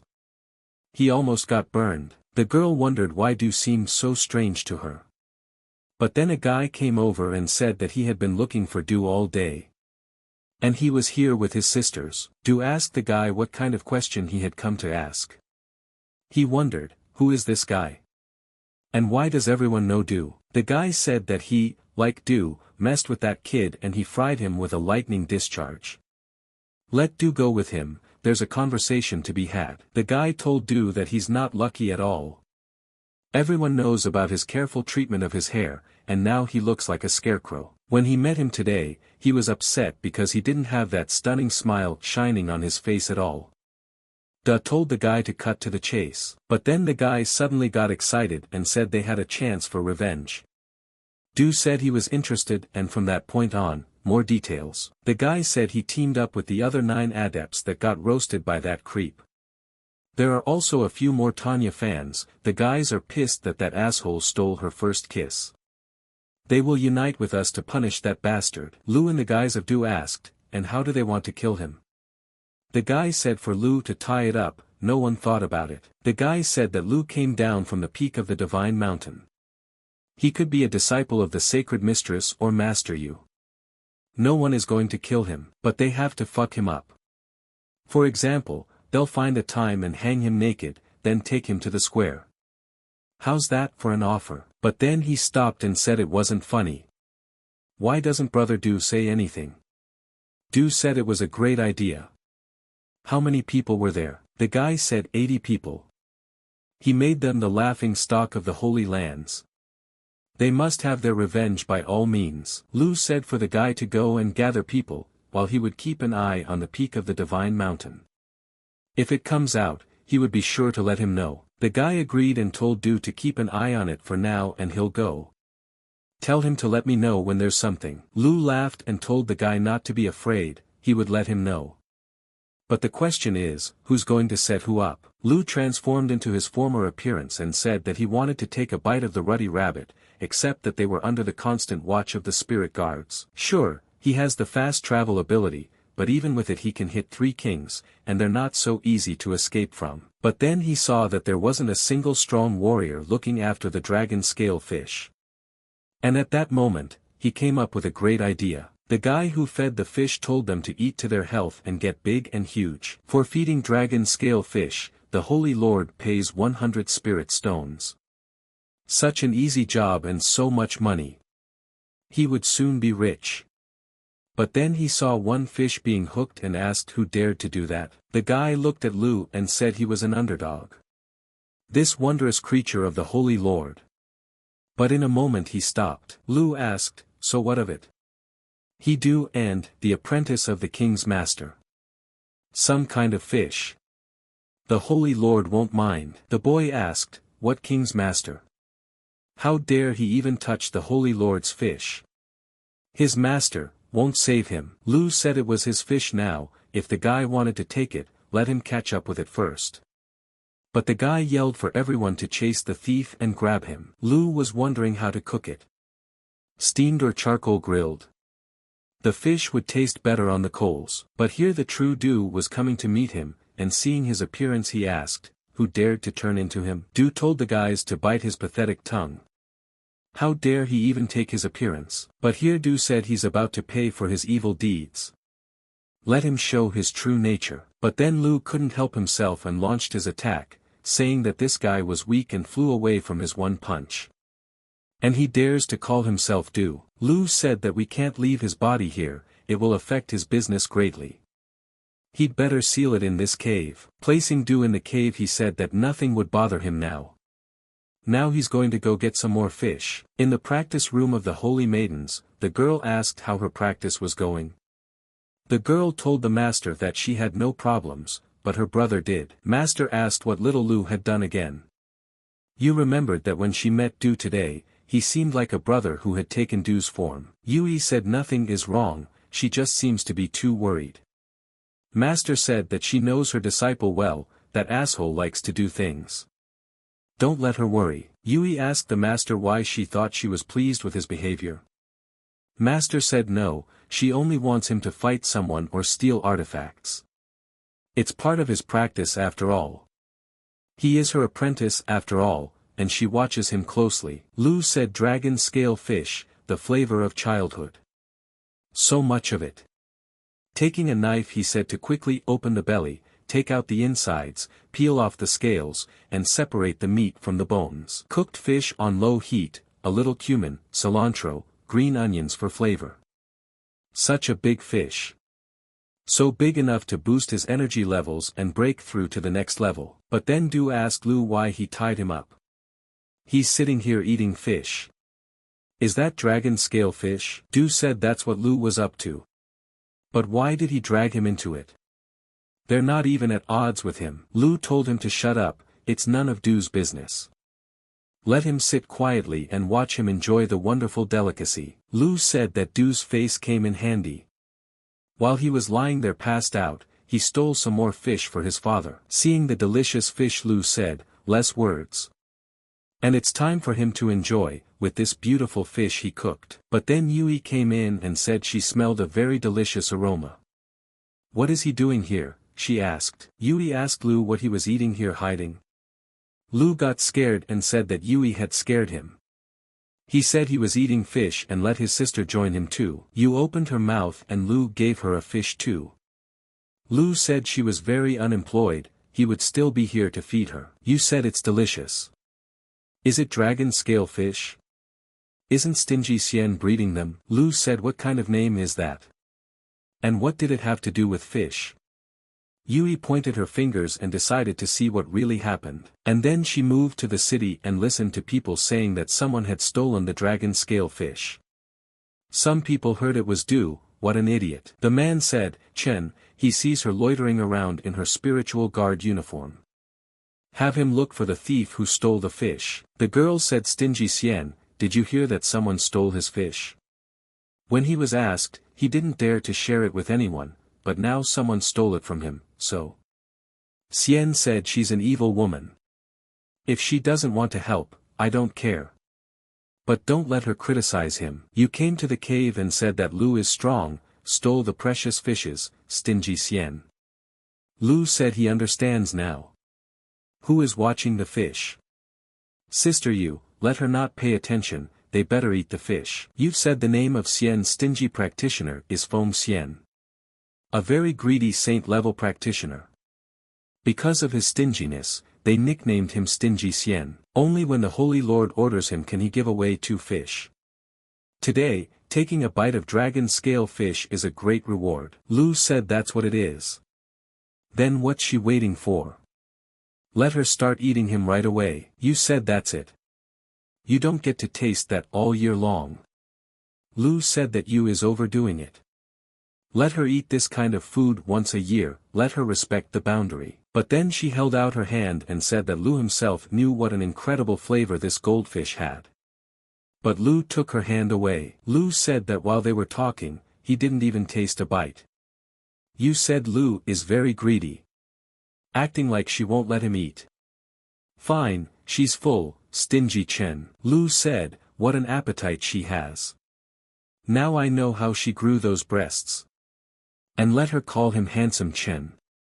He's not stingy. But then Lu looked at the table and said it was his turn to eat. But he saw only the bones of his fish, how did she manage to eat it all? Well, that's how he got to the middle level of enlightenment. He had no idea how much energy there was in just one fish. He hadn't even tasted the meat, just enjoyed the brain of the fish and raised his level. You can't throw away the bones, they'll come in handy. Lu asked Du if he wanted one too. Du asked him surprised, what does he offer him? Lu asked him if he had breakfast before he caught him. Du asked Lu what he was trying to do. Lu said that the guy didn't weakly cover him up like that with his face, so he will get dragon scale fish bones as a reward. Du said Lu was dreaming. Is he his dog? Even if he starves to death, he'll never eat a bone. Dragon scale fish is one of the 8 ancient delicacies, even the tangerine immortal can't compare to its taste. He had only heard stories of its incredible flavor. But then Du took the bones in his mouth and said it was delicious. It really is dragon scale fish. Even the bones taste great. Du said Lu is his awesome brother. Let's go on a new fishing trip. He's looking forward to Lu sharing some real fish meat with him. Lu said they'd still have time to eat fish with him. Du should be resting now. And he has things to do actually. Du told Lu to remember to bring the goodies. By the way, why does he call him Duze? Is it some kind of ancient nickname? He wondered if he had gathered those 80 disgruntled practitioners to battle him, Lu thought. Lu said it was worth it to teach him and the boys a lesson tonight, see him try to punish him. Against these guys, he's not gonna use his spiritual power to change his appearance. He'll use the amulet of doubt. That way, everyone will see him as Da. Lu walked up to them and asked the guys how their training was. The guys saw Du in him and asked, did he follow that creep? What's the news? The guy asked Brother Du, did that goat come down the mountain? Lu said he came down, he sent the guys to follow him, and let the guys warn the others. He will wait for them here and together they will go after his head. The guys said he's going to go and get everyone together soon. And now they'll let the rest of the guys know. Lu saw a company of guys and was surprised there were so many of them. They said they were going to punish that bastard today. They'll catch Lu and make him kneel. Lu saw that the guy said there'd be 80 people, but there's over 300. They're too tough. When did he get them all so bad? How did he get so many opponents? Lu told everyone to follow him, he would show them the way to that goat. The guys started asking what was taking them so long to get there. This asshole must like to hide in all kinds of secret places like a rat. The guy said Du told them it wasn't far. They've been walking for half an hour, when will he show up? He asked Du's brother where Lu had gotten to. Lu told the guy to take his time. Now they will come to the spot. But then he used his powers and let the lightning fly. The boys were surprised and asked, where did the lightning come from? The guy asked, who decided to attack with lightning? Make them stop. Wait. That's a lightning barrier. Someone decided to set them up. Lu told them not to worry. He's familiar with this barrier. It can be broken by going up in the air. Let's take off. Lu laughed and said that these idiots really think you can avoid lightning in a thunderstorm. Bunch of idiots. 300 brainless pigs. But then they got hit by a hard lightning bolt, and were begging for someone to save them. An hour later, the guy was saying he only came here for company, to make a fuss, and he got this discharge and this horrible haircut. Lu told them all to calm down, because he got one too. How are they all doing? But suddenly he said he was thinking, every one of their brothers knows what they were about to do. It seems there's a traitor in their midst. But then the banter started, and the boys were surprised at Lu's words that they had a traitor. Lu said that there are so many of them, you can't count them. It's very easy to spot from a distance. So he sent his spy into their ranks. And reported to him every move they made. And so they fell into his trap. Lu said there were brothers among them who didn't have much of a beef with that guy, just went to make a fuss for company. It's so easy to bribe everyone with gold. And he personally saw that goat bragging about his wealth. That's why, Lu said, he figured there was a devil among them. They should take a look at their neighbor and think hard about whether he set the other brothers up. The guy said he's definitely not a traitor. If you looked at him, you'd think he'd set it all up, said the other guy. Lu stepped aside and started laughing, saying they were a bunch of retards, they'd let them deal with it, and he had to go. Lu walking up the stairs said that they had enough once, if they wanted to deal with him again, Lu would use a level 5 lightning barrier. But before entering the cave, Lu saw that there was someone here. So it's the sis. He asked her how she found this place. The girl said nothing, and sat down at the table and began to show off her sword powers. But Lu didn't understand what she was doing. Lu said he didn't expect his sister to be such an outstanding musician. But then the girl said that her brother was back. Lu told her that this song of divine blades, the legacy of a great master. You can see how advanced she is in this technique. She's no match for ordinary enlightenment practitioners. The girl said her bro just shines in the Holy Lands. His explosive afro hair is just trending in the Holy Lands. Lu laughed and said he made a bit of a fuss of them here. The girl said she found Du here, and he was sealed behind a barrier for some reason. Du begged her to let him out of there. Did he happen to know who locked him in there? Lu got mad and called Du a useless asshole. And he asked his sister, she didn't let him out, did she? The girl said she didn't. Lu petted her and told her she was a big smart girl, don't let her think about him yet, he still needed him. And don't let her tell anyone, and he'll give her a treat. The girl told Lu to take his hand away. If he does that to her, she won't come out of her height. Lu took his hand away and apologized to her.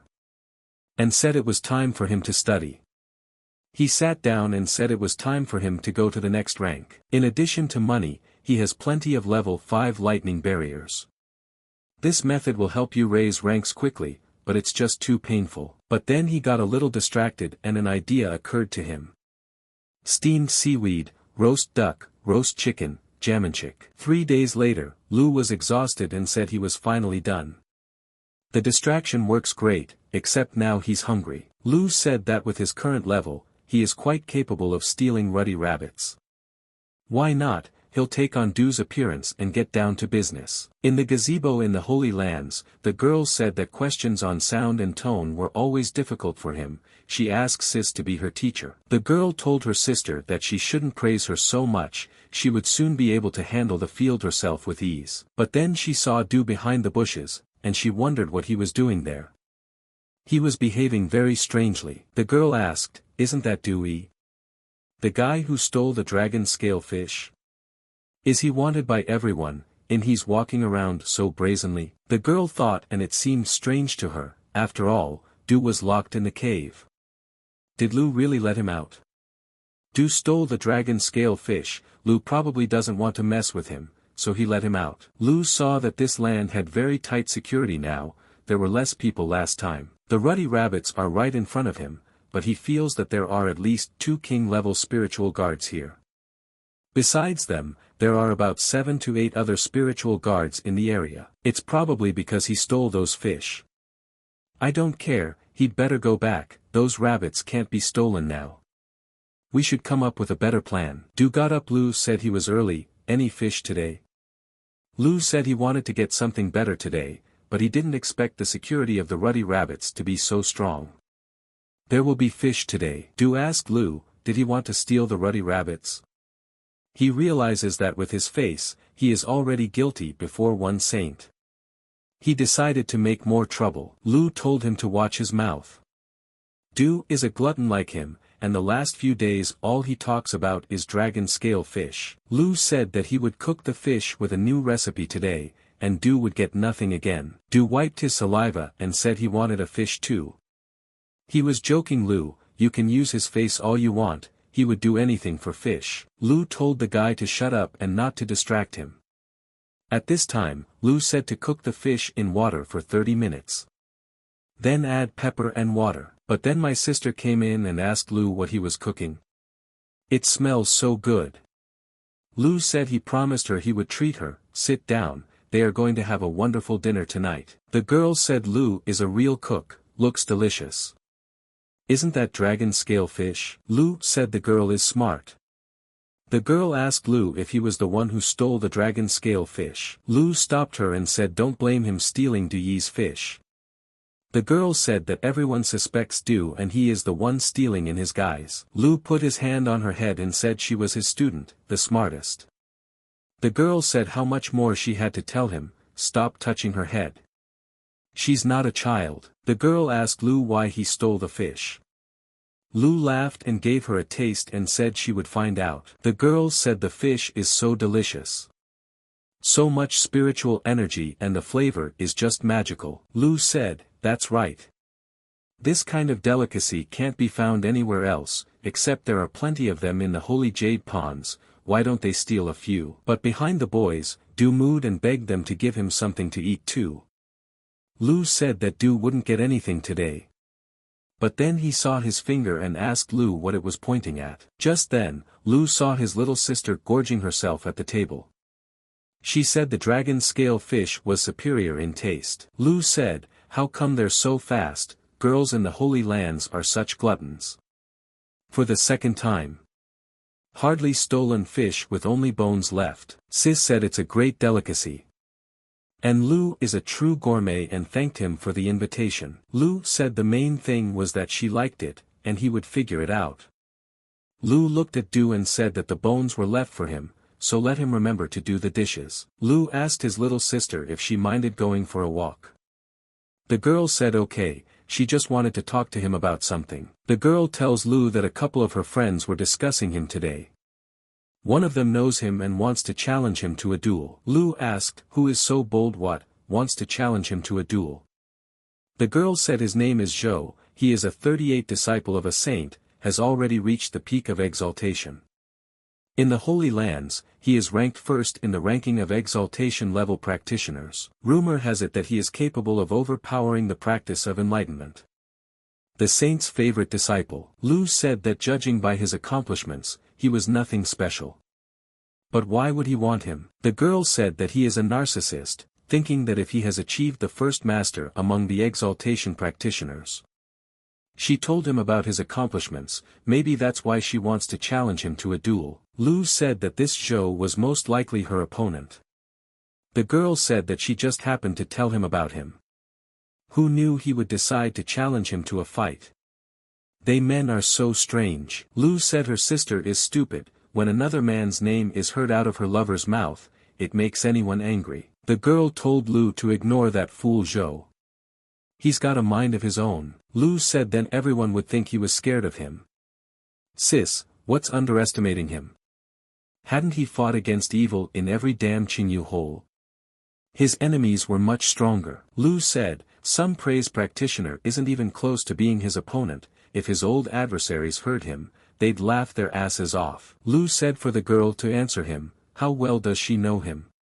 Where does he live and does he have bodyguards? The girl asked Lu, why would he do that? While Zhou lived outside the Holy Lands, he had a very strong guardian, but once he came here, he was no longer protected. She had also heard that he was planning to have a competition with other practitioners on Mount Xian, but Lu immediately went to meet him and asked if he was the one looking for him. Zhou asked Lu what he wanted. Lu said that he wanted to refine it, but since it was him Zhou could start fighting him like he had dreamed. Lu attacked and said that he came for Zhou's head. But Lu didn't expect Zhou to repel his attack. Lu said it was impossible. He is a mid-level exaltation practitioner after all, how did he manage to push him away? Zhou asked him who he was and what he was going to be. Lu laughed and said the guy is good. Withstood his punch and doesn't even vomit blood. He's a former strongest practitioner of exalted Holy Lands, laid down his reputation. Zhou said since the guy won't talk he doesn't care. We'll have to use the Imperial artifact. Zhou accepted this artifact and said that whoever this guy was, he was finished. The Imperial Seal of Lord Yanwang, the Mark of Death. Zhou said for the guy to accept his death and activate the death mark. But here, Lu also used an artifact and told the death marker to dispel. Zhou was surprised to find out that this guy also had a death mark. He deactivated his attack so easily. Zhou said that only a higher level artifact could deactivate the attack of an Imperial artifact. Does he really have a holy level death marker? Lu said yes, it's a holy level death mark. Now Zhou is going to get his breadstick kicked. Lu told Zhou that next time let him do everything in the exact order, faint first thing.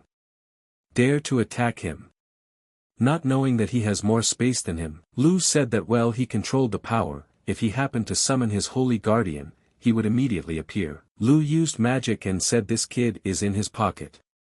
He will hide it in his pouch first and see what the event in the square is all about. In the errand of the Holy Lands, everyone was asking where was Zhou Yan. Did this guy run away from the battle? The man asks what's going on, the enemy has been waiting for an hour for Zhou. Feng told Mo to go to his room and check what their bunny rabbit was up to. Lu came and said there was no need to waste time, he had a letter from Zhou. Some stranger handed him the letter, told him to give it to them. The letter told Master Feng that his mistress was being held hostage by him, and as ransom he was demanding 10 dragon scale fish and 2 carmine rabbits. When could he expect payment? Feng said this guy is a bastard, how dare he blackmail him? Let them not dare to kill this rogue, killing him will be his pleasure. Feng said to tell Lu the name of the person who gave him the message and then he'll spare him. Lu said to stop talking nonsense, he's just an ordinary passerby who gave him this paper, what's he got to do with it? Feng said that means Lu doesn't want to be nice. I guess I'll have to play with him a little bit after all. But then someone asked Feng, is he that confident in his abilities? He is the first disciple of the wisest lord, does he really want to challenge him? Isn't he afraid of being skinned alive for such stupid antics? Feng asked you, what is she talking about? That hairy-haired first disciple of the wisest lord. Feng asked Lu, is his master really the sage Yao Shi? Lu laughed and asked him, what did he think? Feng didn't expect Yao to have such poor taste in selecting disciples. What kind of ignorance? He asked Lu where he got the letter from, but then a guy ran up and told the master that he had a message from Zhou. Let him take it and read it. Feng said that the thief was well informed. He only had 42 dragonfish left. Giving away 10 at once is just robbery, and 2 rabbits on top of that. The servant told Feng to let him, he thought that there was no need to rush, they should see how the criminal reacted first. And already if he shows his nose, they will catch him in one fell swoop. Feng told Mo to go and get everything ready. Mo said that he managed to find a great hiding place in the cleft of the celestial space, he would have to work pretty hard to find it if it was below the holy ground. Feng said for everyone to watch and learn how to handle money. The first day Feng saw that the sun was already setting, why isn't this brat here yet? On the second day, he wondered if he had gotten it mixed up. But the message had clearly mentioned a vacant lot with a wooden peg in the center. On the third day, Feng said. He was bored, as soon as they caught him, he would go to Dongsheng and get drunk to his heart's content. After a week, Feng kept waiting and Mo told the master that another letter had arrived. Feng took it and asked what was in it this time. But it said that Zhang had found out about the ambush, and that was why he didn't want to come. He could just leave the ransom there and go back to his business. Feng got angry and said, what the fuck is he doing? This idiot definitely has a problem with his head. At this time, Lu was sitting at his place eating an apple and saying, if Feng spends another week there, he's definitely fucked. Of course he's not going to not go there or he'll break all his fingers, he's an idiot. Lu said he had no idea what Feng was doing there, but he wanted to chat with her in person before he left. The girl asked Lu, what was he muttering to himself? Plus, his shadowy assistant. Lu told her not to say anything stupid, could her little brother really be that bad? The girl asked Lu who he was noodling around like she didn't know who he really was. Lu said he felt a strong energy, did he really come back? Lu met him and said he thought Feng was away on business, why did he come back? Feng told Lu that he had gotten the message. Let him look at it too. Lu asked why the letter was so long. And what do you mean leave the ransom to him and he'll fly in a free minute to pick it up? Feng said he didn't understand much either, everything he demanded was inside, Lu could take it. Lu said he asked Feng to excuse him, but he didn't want to die now, he had a few more years of life in his plans, and with this bag he would be killed in the nearest alley. Feng told him not to worry. He had sworn by all the saints, he certainly didn't benefit from spreading such things. He had already lost the battle. All he wants right now is to end this whole situation as soon as possible and solve his problems. He won't send anyone after him. Feng said that Lu is the disciple of the wisest lord, he wouldn't dare to go against the holy lord and disregard his safety, so they will see each other again. Is he leaving already? Then so be it, I'll have to do the good deed after all. What a pity, he was too quick to admit defeat, he thought Feng would last a little longer. Lu said that since his master handed him the ransom, he could go back, now he was useless. Lu said an old man doesn't have to know everything to stay on Atron. The guy said that's right, and he'll help the true emperor in any way he can. The girl asked Lu, didn't he talk about Zhou Yang? Lu said never mind, let her not forget who he is. His little brother is a great figure. The girl said okay, but she still had one question, why did he need so many dragonfish? Lu said he's going to his father's grave to honor his father's memory. At least let him taste the good stuff there. Lu said, right. He gave one thing to the girl and said he was going home. The girl asked, is this the Guandu sacred rune? Lu told her to use it after he left. He's in a hurry, so there's no time for a long goodbye. They'll see each other again. The girl said Lu is very lazy. He treats her like a six, remembers only when he needs something from her. The girl thought, where is Lu's home? I'll have to visit sometime. The king said the rumors were true, the boy really is a master of Go. And then he thought, why hasn't his son returned yet? Without his presence, nothing can be accomplished. The king said that in 3 months, he has never been able to beat this guy once. All 3 months he has been testing him by playing daily Go games, and according to his observations, he is quite calm and his condition remains stable during the game. The guy told the king that he thought there was no chance of getting even. The master returns today. The king thought of his asshole son and said loudly, why isn't he in the Lu kingdom yet? Lu saw his house and said he'd finally arrived. I wonder if the old man missed him. Walking into the room he loudly told his father that he was back. The king said he already knew Lu was back. Except why so late? He promised to be gone for 3 to 5 days and ended up being gone for 3 months. Lu told his father it wasn't worth talking about, he wanted to get home as soon as possible no less. The guy asked, is he the same Lu? Who taught him the Qian sword art? Lu asked him, who is he? Why should he answer him? The guy said he'd answer for himself in that case. And without a word, he took to the air and showed himself in all his glory. Lu realized that it was a sword. No wonder he is called the first sword master in the entire empire. He's afraid to even imagine how long it took him to train. Lu realized that this guy not only knew about Qian's skillful sword technique, but also mastered it. Everything was shaping up just as he thought. Lu said that only a sword could resist a sword with a sword. Fortunately, he is not shoddy in this matter either. Lu thought that he still couldn't understand how such an uncut diamond could appear in the middle of nowhere. He said that the sword is like water. It's almost impossible to stop it. The boy was surprised and asked how. Was it possible to materialize such a powerful sword at his level of spiritual rebirth? The guy just went crazy at what he saw and asked Lu how old he was. A real genius. He realized that the 3 months of waiting were worth it, he had found a real treasure. The guy said that now he understood why his apprentice lost. And then he suggested to Lu that he should become his student. But Lu showed a cross with his hands and said he refused. The guy said for Lu to think again. He can train him in the art of swordsmanship at the imperial level. When the time comes, in front of him like a dog on his hind legs. Lu said he already has a teacher.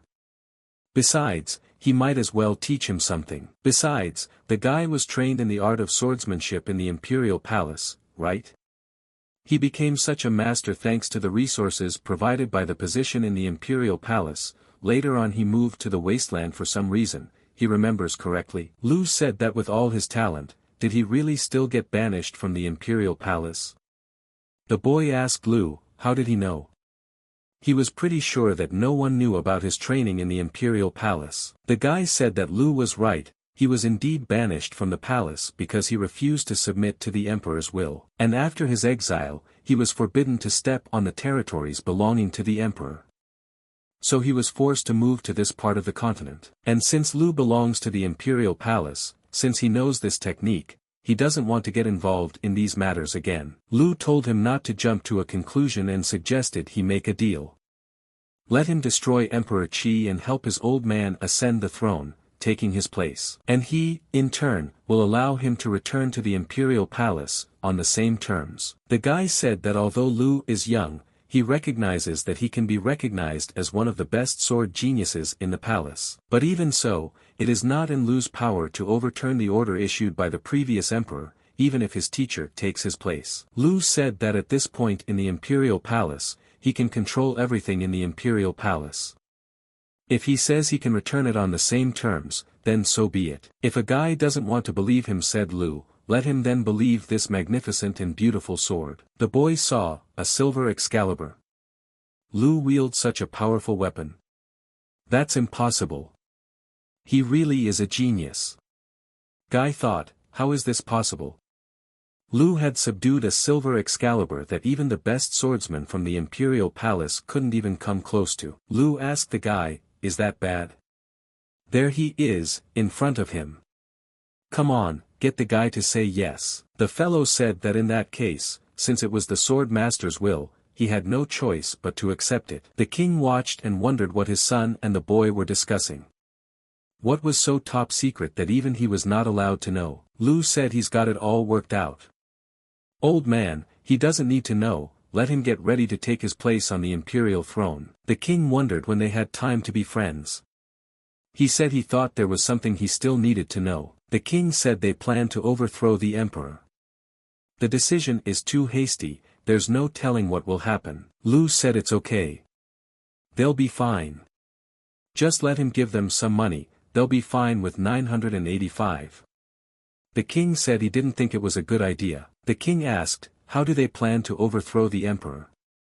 They are now outnumbered, is he going to rely only on their trio? Lu said that maybe the other emperor sees him as a serious threat, last time he sent 2 thugs after his father, he hates him so much. It's time for him to strike back. The guy said the claim about their numbers is not unfounded. He has one kid in mind who's on the same level as him. His name is Lin. Lu asked who it was. Was the king surprised to hear about Ling Chen? Wasn't he killed on the emperor's orders? The guy said he was a great master, practicing a secret soul transfer technique, so even if he was killed, he could be reborn. The king said that since this was the case, let him call his acquaintance, they could definitely use a good craftsman. The guy said okay, he will get on it immediately. The king told brother Jian to come back quickly. The king said, now that they were alone together, what else can he do? How strong is his son? Lu said, didn't he tell you? He's revered by the guardian of the Star Bull himself, and his gatekeepers can rush into battle at his call. The king said Lu, then why doesn't he bring in some gatekeepers to help solve the manpower shortage? Or is he calling gatekeepers janitors who are only good with a broom? But then Lu remembered that he has a pretty interesting past, but he wants him to play mother's daughter to the emperor or something. Emperor Qi had said for them to subdue the autumn sword halfway, the question was it worth it? The man said, to his majesty, the ruler of the demon city and his ally have entered the palace and are requesting an audience. King Zhou greeted his majesty.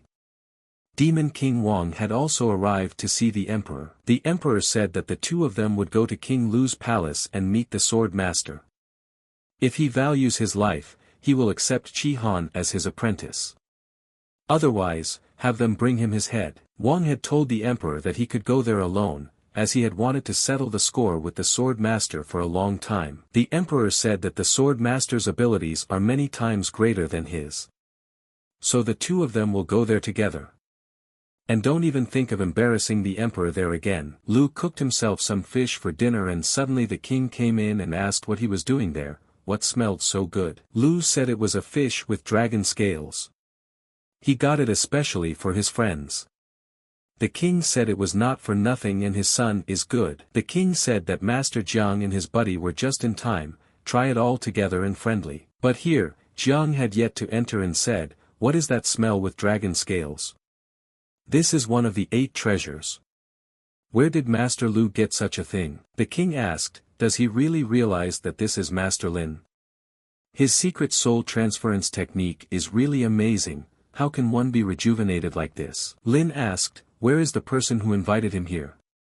Which one of them knows the way to kill Emperor Qi? Jiang pointed his finger at Lu and said he was here.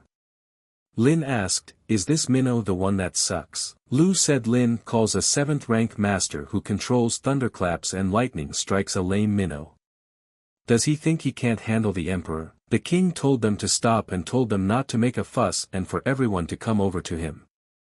Zhou asked Wang if he could smell it. Wang said it's crazy fragrant, what does he think it smells like? Zhang looked at the city and said that this smell reminds him of dragon fish.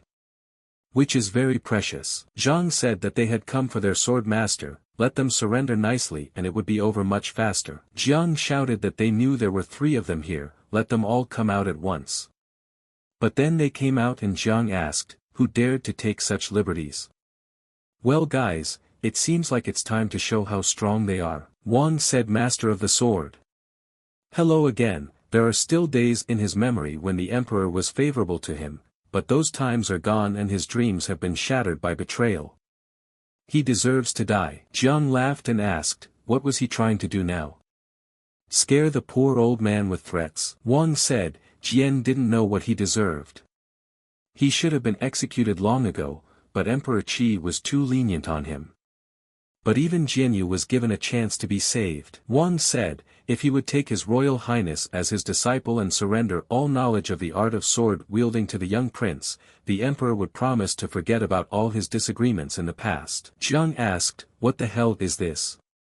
Stop this nonsense and get out of here. He has delicious fish for lunch today and they're in his way. Wang Napadai said, this is arrogance. Calling them a true sword master is a huge foolishness. But if he has something against it, let him check in person to see what kind of master he really is. But here, Jiang didn't move away and took the attack on himself. Wang laughed and said, is this all that the first sword master of Emperor Qi can do? Really?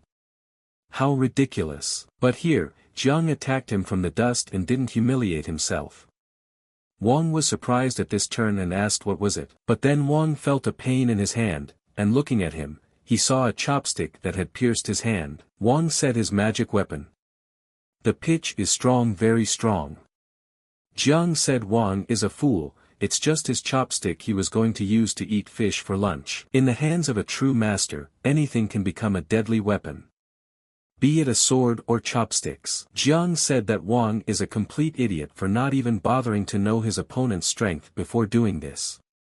And after that, he thinks Jiang would go to the trouble of picking up a magic sword for him. Wang asked, why the fuck is Jiang looking down on him? He's going to kill him now. Jiang said he thinks they're not so smug anymore.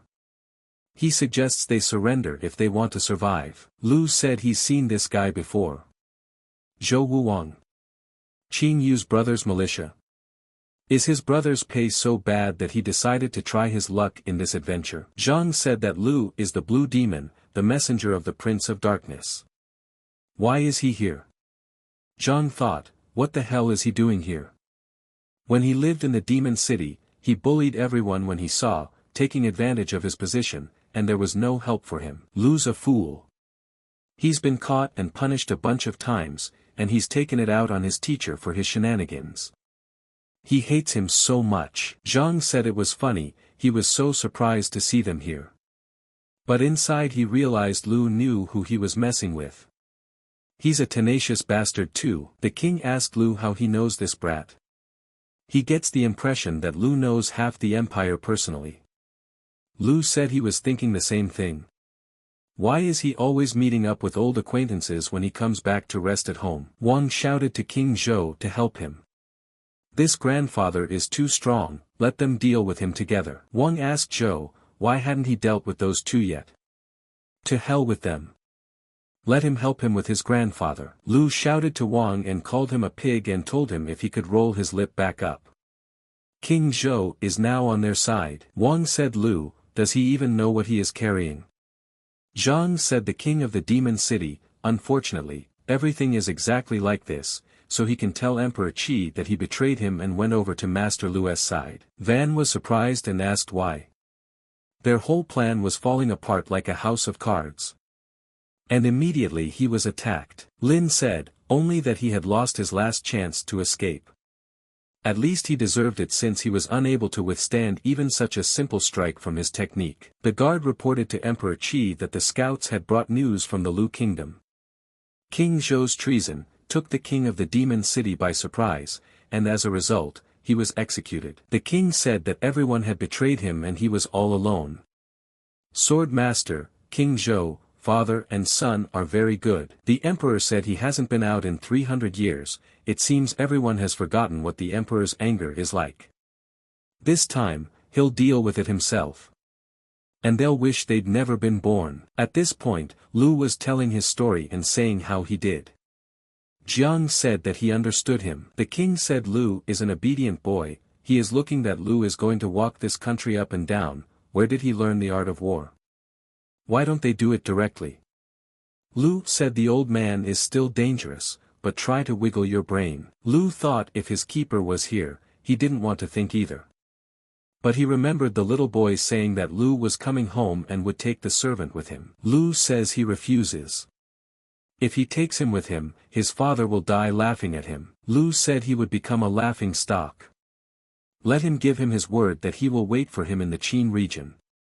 His home is a backwater, there are hardly any masters there, he doesn't need his protection. Babe says Lu is a heartless and cruel king.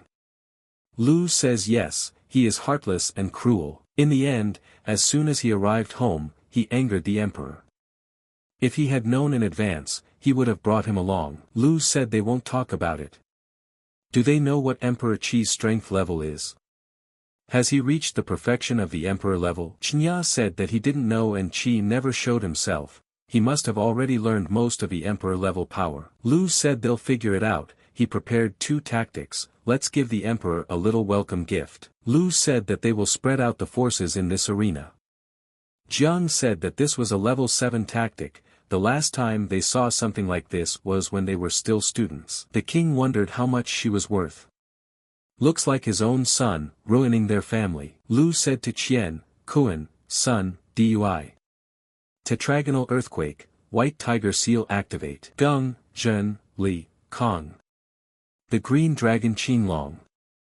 From the sea of frost with a tailwind came a sword to destroy the emperor. Magical algebra, appear for battle with the emperor.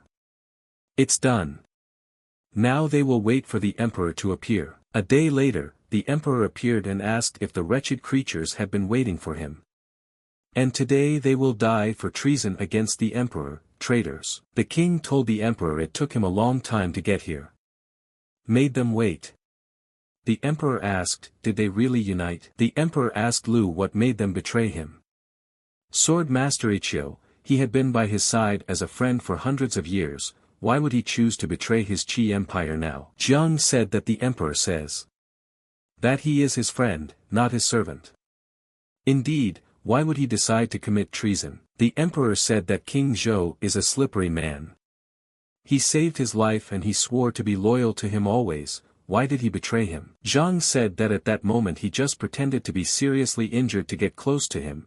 There is a temple in the Purple Mountains where Caitian rules over people, and he's a member of the Caitian clan from the Qin region, would he be loyal to him if it wasn't a clan assignment? The emperor said the Caixin clan, he had never heard of such a thing, what did they send him over for? Zhang said that the emperor was not worthy of knowing about the Caitian family, just as he was not worthy of possessing Lu Qing's map. The emperor said that it was for Lu Qing's card from the beginning.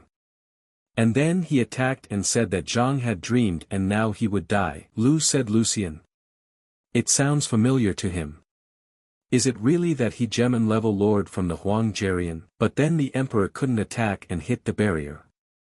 The emperor said, so is he the Lu Qinyu who has many tactics? The emperor said that his little level 5 barrier could stop the king, but if he expects it to withstand the emperor's strength. He's overconfident. The emperor said that all he needed was a slight blow and his barrier would fall. Lu said, of course, a level 5 barrier wouldn't be able to withstand the might of a formidable emperor. However, he was the one who was overconfident, launching him to such a distance with a level 7 technique. But then Lu launched an attack and the emperor flew backwards, wondering how was this possible. The emperor thought that the 7th level technique from the sacred region, where did Lu Qing get it from? Where did a small independent kingdom get a level 7 technique from? This is impossible. I can't let him fool me. The emperor told Lu to stop bluffing. How can people like them have a level 7 technique? He'll sweep Lu out of his way. But then the emperor attacked again and made sure that it was indeed a 7th level technique, but it was only a barrier. A barrier of this level uses up 7 million soul stones per minute. He'll just wait until he uses up all his soul stones and get an easy victory. Lu said that even though he was poorer than him, but don't let the emperor worry, he had enough soul stones to maintain the barrier for a few years. But the emperor reminded him not to waste the soul stones. This barrier would take so much damage from him, it was time to use mortal combat. The emperor was surprised and knew.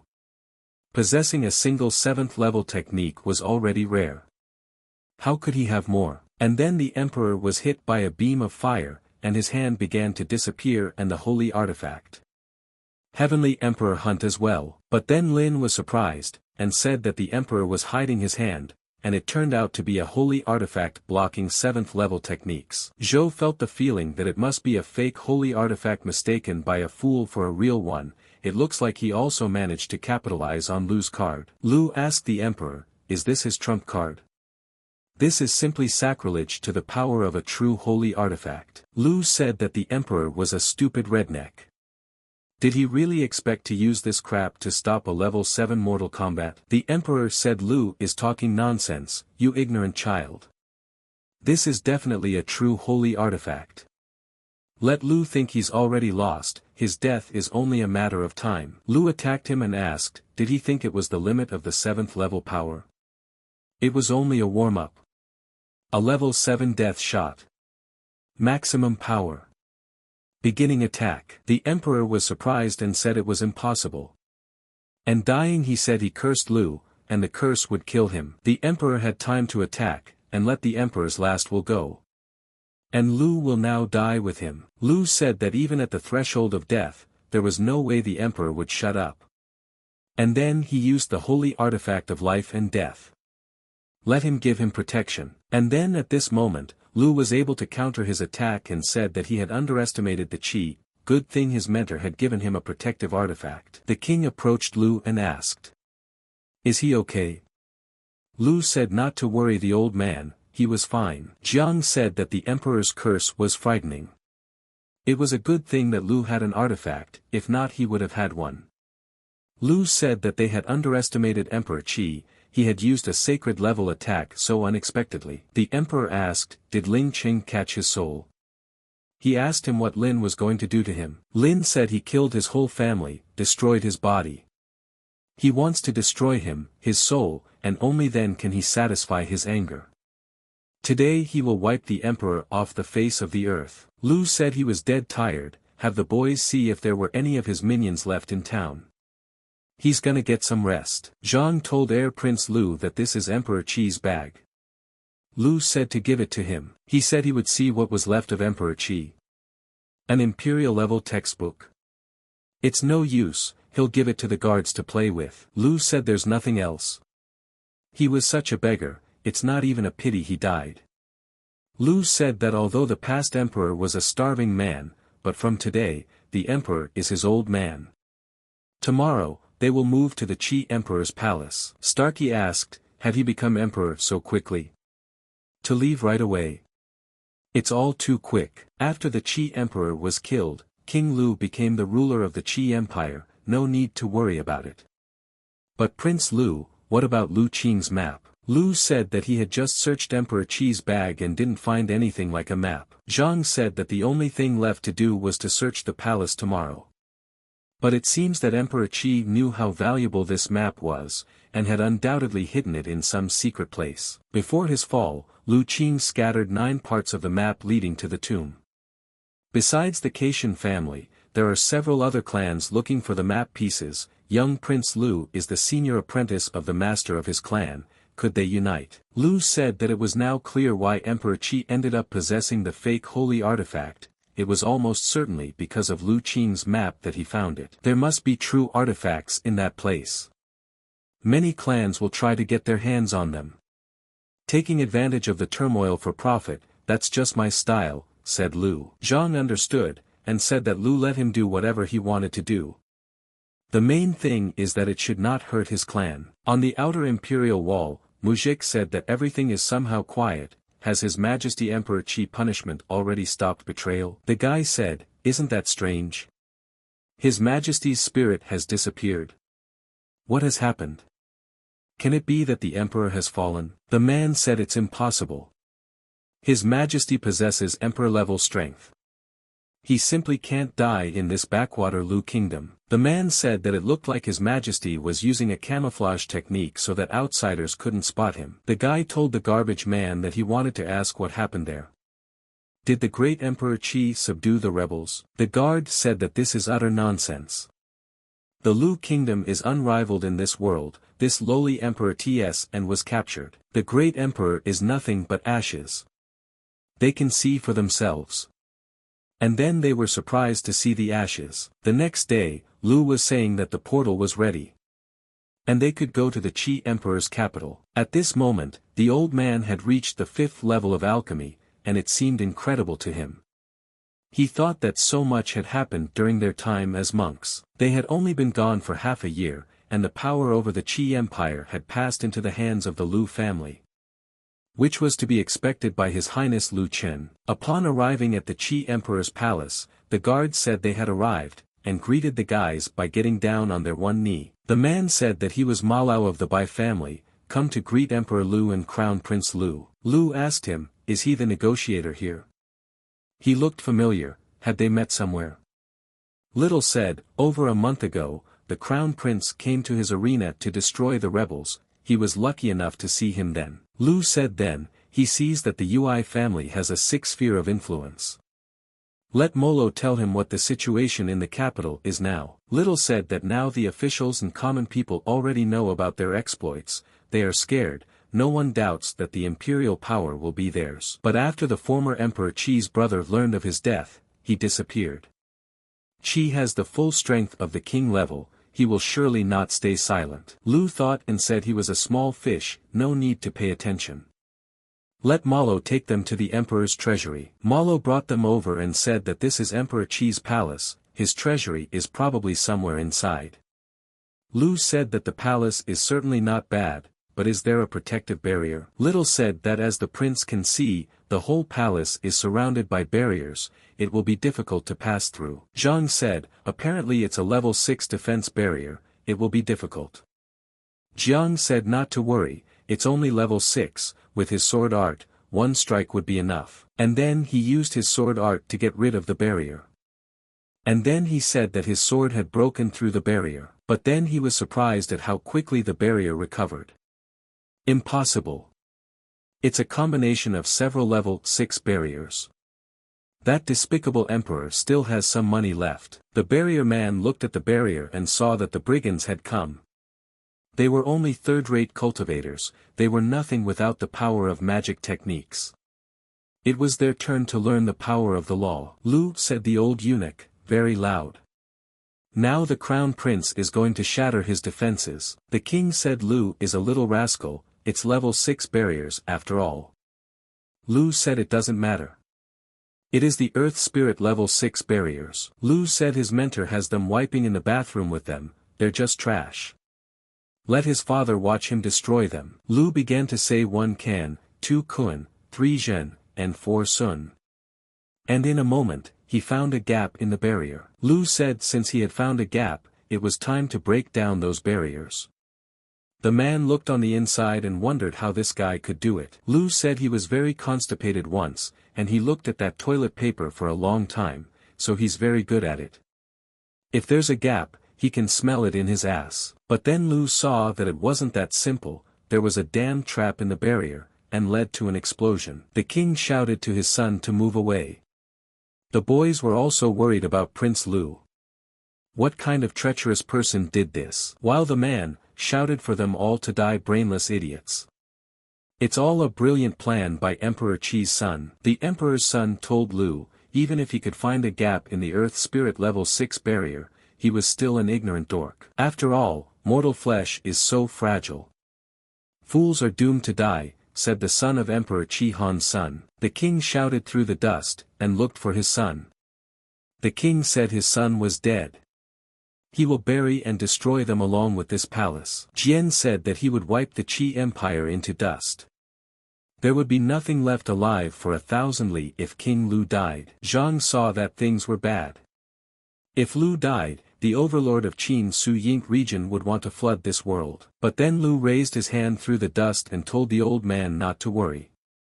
He's fine, a level 6 red-hot trap can't hurt him. Lu realized that it was dangerous, but it was a good thing he had trained with Thunder Sphere's strikes. Now techniques below level 7 hardly hurt him at all. The king told the sons that it was too dangerous.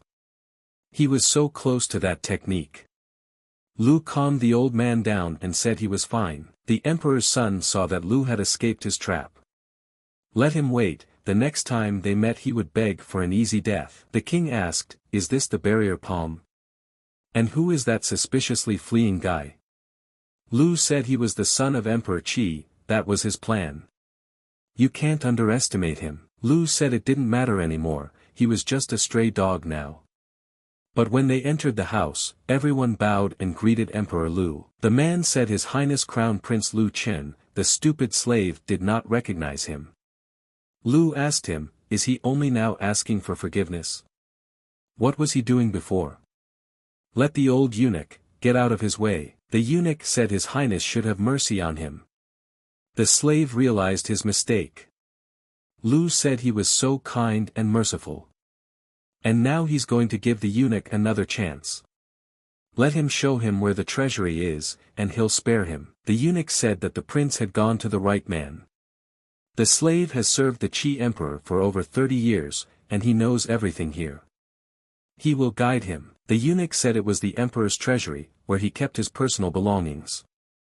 Lu said it was only soul stones, a couple million of them. Lu said it totally sucks. Such a beggar. The beggars are richer than him.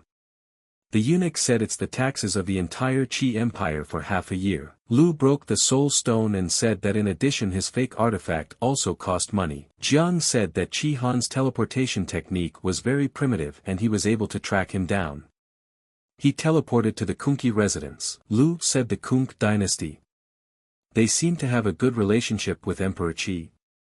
Let Jiang visit them. Lu told the old man to change the official name of the empire to the Lu Empire, and have him send invitations to the state foundation ceremony to all 8 kings, while he went to the Kunk kingdom and settled the score with them. The king said he knows himself, but Lu should be careful, don't let people plot against him.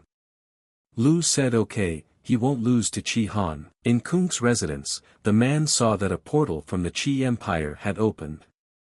Qi said that he was the son of the emperor and he had come to show his respect. Han said his father was killed and he is asking for their help.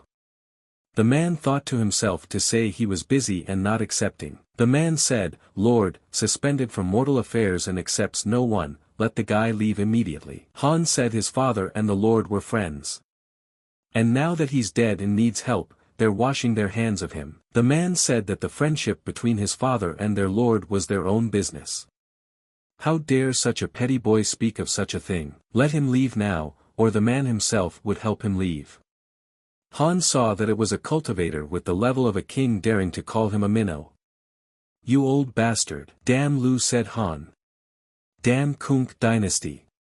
They will soon know what treachery is. The man thought, what happened in the Qi Empire, and who was behind this? But then he saw that the teleporter opened again and again from the Qi Empire. Did someone else come to ask for help? We need to teach them a lesson. Lu asked, is this the residence of the Kunk dynasty?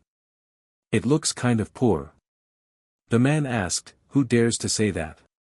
What kind of disrespect is that? Lu said he was a stupid old man, he was the one who killed Emperor Qi, he came here to find and behead Qi Han. But then a voice told the man to old man Qin, let them in. Qin said this is the Lord's domain. He wants to see this madman. Lu told them to give him Qi Han. And don't piss him off. The man said they came late, Qi was already gone, but also his lord wishes to see Lu, let them enter her. Lord Kuan Yen is already waiting for him. Kuan thought, how was this guy able to defeat the emperor? Qin said, if the overlord had doubts about him, then let the servant escort him out. The lord said they would now see what was so special about him, and then the Lord would decide if he was worthy of an audience. The Lord said that he was entrusting it to him, Kuan. Lu asked Kuan what is he doing? Their Lord invited them and he is stopping them. Lu asked, how dare this rascal stop them? Did he go against the Lord's will? Kuan said it's dumb talk, he can't let mediocre people in to see the overlord, if he doesn't show him his prowess, he won't forgive them. Lu asked, aren't they wimps sick of provoking him yet? Kun said, Lu is crazy. He will let him feel the power of the sacred peacock. Lu started laughing and said he thought Kun had some kind of trump card. And this turns out to be just a costume. Kun said, that's just a rant. The peacock's sacred cloak is capable of both attacking and defending. No one can tear it. If he is really so talented, then let him try to do so. Lu said that was too bad, he certainly has talent. Kun said that the peacock cloak was the main artifact of the peacock demon. But he just happens to have that demon's feather. Kun said the unified beginning. The peacock cloak would be able to protect against the feather of the peacock demon. Lu yelled for the jerk in the peacock suit to bite out. But then the overlord caught the attack at the very end and said that the peacock feather was indeed capable of destroying the sacred peacock cloak. Kun lost. The Lord said that there was one such peacock feather in the entire world, and it had to be his disciple Kun's. The boy asked Lu where he got the feather from. A person with a level lower than Emperor can't use a feather to attack. This guy's only an exalted level. But his strength is so great. Lu said that Kun was one of their Kunkyu dynasty, but you couldn't tell right away. When they were in the Thunder Palace he directly bowed down to him, they had such a good relationship. This demon peacock feather is the proof. Lu said that when Kun first arrived at the Thunder Palace, he was very sad because of the old-timers and cackled over him. And then Lu said that he got very angry when he saw this. He protected this man by putting all his enemies in their place. His gratitude was immeasurable. Not only did he give him the family artifact, but he also told him about the sacred peacock cloak. But he's Lu Chen, he didn't help people for gifts. Today he will return this feather to their clan. The clan thought he was talking nonsense. You can't just give back what you gave away, he's playing the benefactor. The guy said that in that case, he misunderstood the crown prince. The crown prince had taken care of his disciple Kun, he was infinitely grateful. The Lord thought that this guy at this age, was already in the Thunder Palace, no doubt, his strength is immense. There's no need to confront him. The Lord said on behalf of the entire Kun dynasty to apologize to him, Crown Prince Lu. Chi Han was in their palace recently, but he kicked him out. He doesn't know where Han is now, but he will instruct people to help Prince Lu in his search. Lu said that he was grateful to the Lord. In his head, he thought that this Lord was really smart since he decided to help him in his search. The Lord said everything was ready and wished a good journey to the Crown Prince. But then Lu saw someone teleporting again. Their Kun palace is lively today. But here, a guy of Emperor Lu's level said that he came to Kun's place to eat at his expense. He won't hide from him today. Has he already prepared treats for him? Kun said he's a pig. All he thinks about is food. Disappear quickly. He's preventing Crown Prince Lu from teleporting. Lu said Lu Chen, that name sounds familiar to him, such a nasty feeling. Let me see, where did he hear that name? He directly senses something bad. Lu showed him his fingers and told the old man what he needed. Lu said he remembered. Qingqing, since the day she came back she has been talking non-stop about her brother mentor Lu Cheng. The most handsome man in the last 1,000 years. But Lu's ugly, he's probably just the same name. So he'll let him go. Lu said hello and said that he actually has a sister mentor named Lu. Lu said, he's the one who seduced his loving daughter. Lu said, so he's the sister's father, molested? There could be a mistake. Lu said that he heard that Lu invited his daughter to dinner in the sacred city, and then set up a powerful barrier afterward. Is that let him tell me what they were doing inside? Lu remembered her and told his uncle to listen to him. The girl told her father that he had lost his mind again. Let him let go of mentor Lu's little brother. The girl said that hadn't she already told him that her mentor had just invited her to eat and given her stuff there.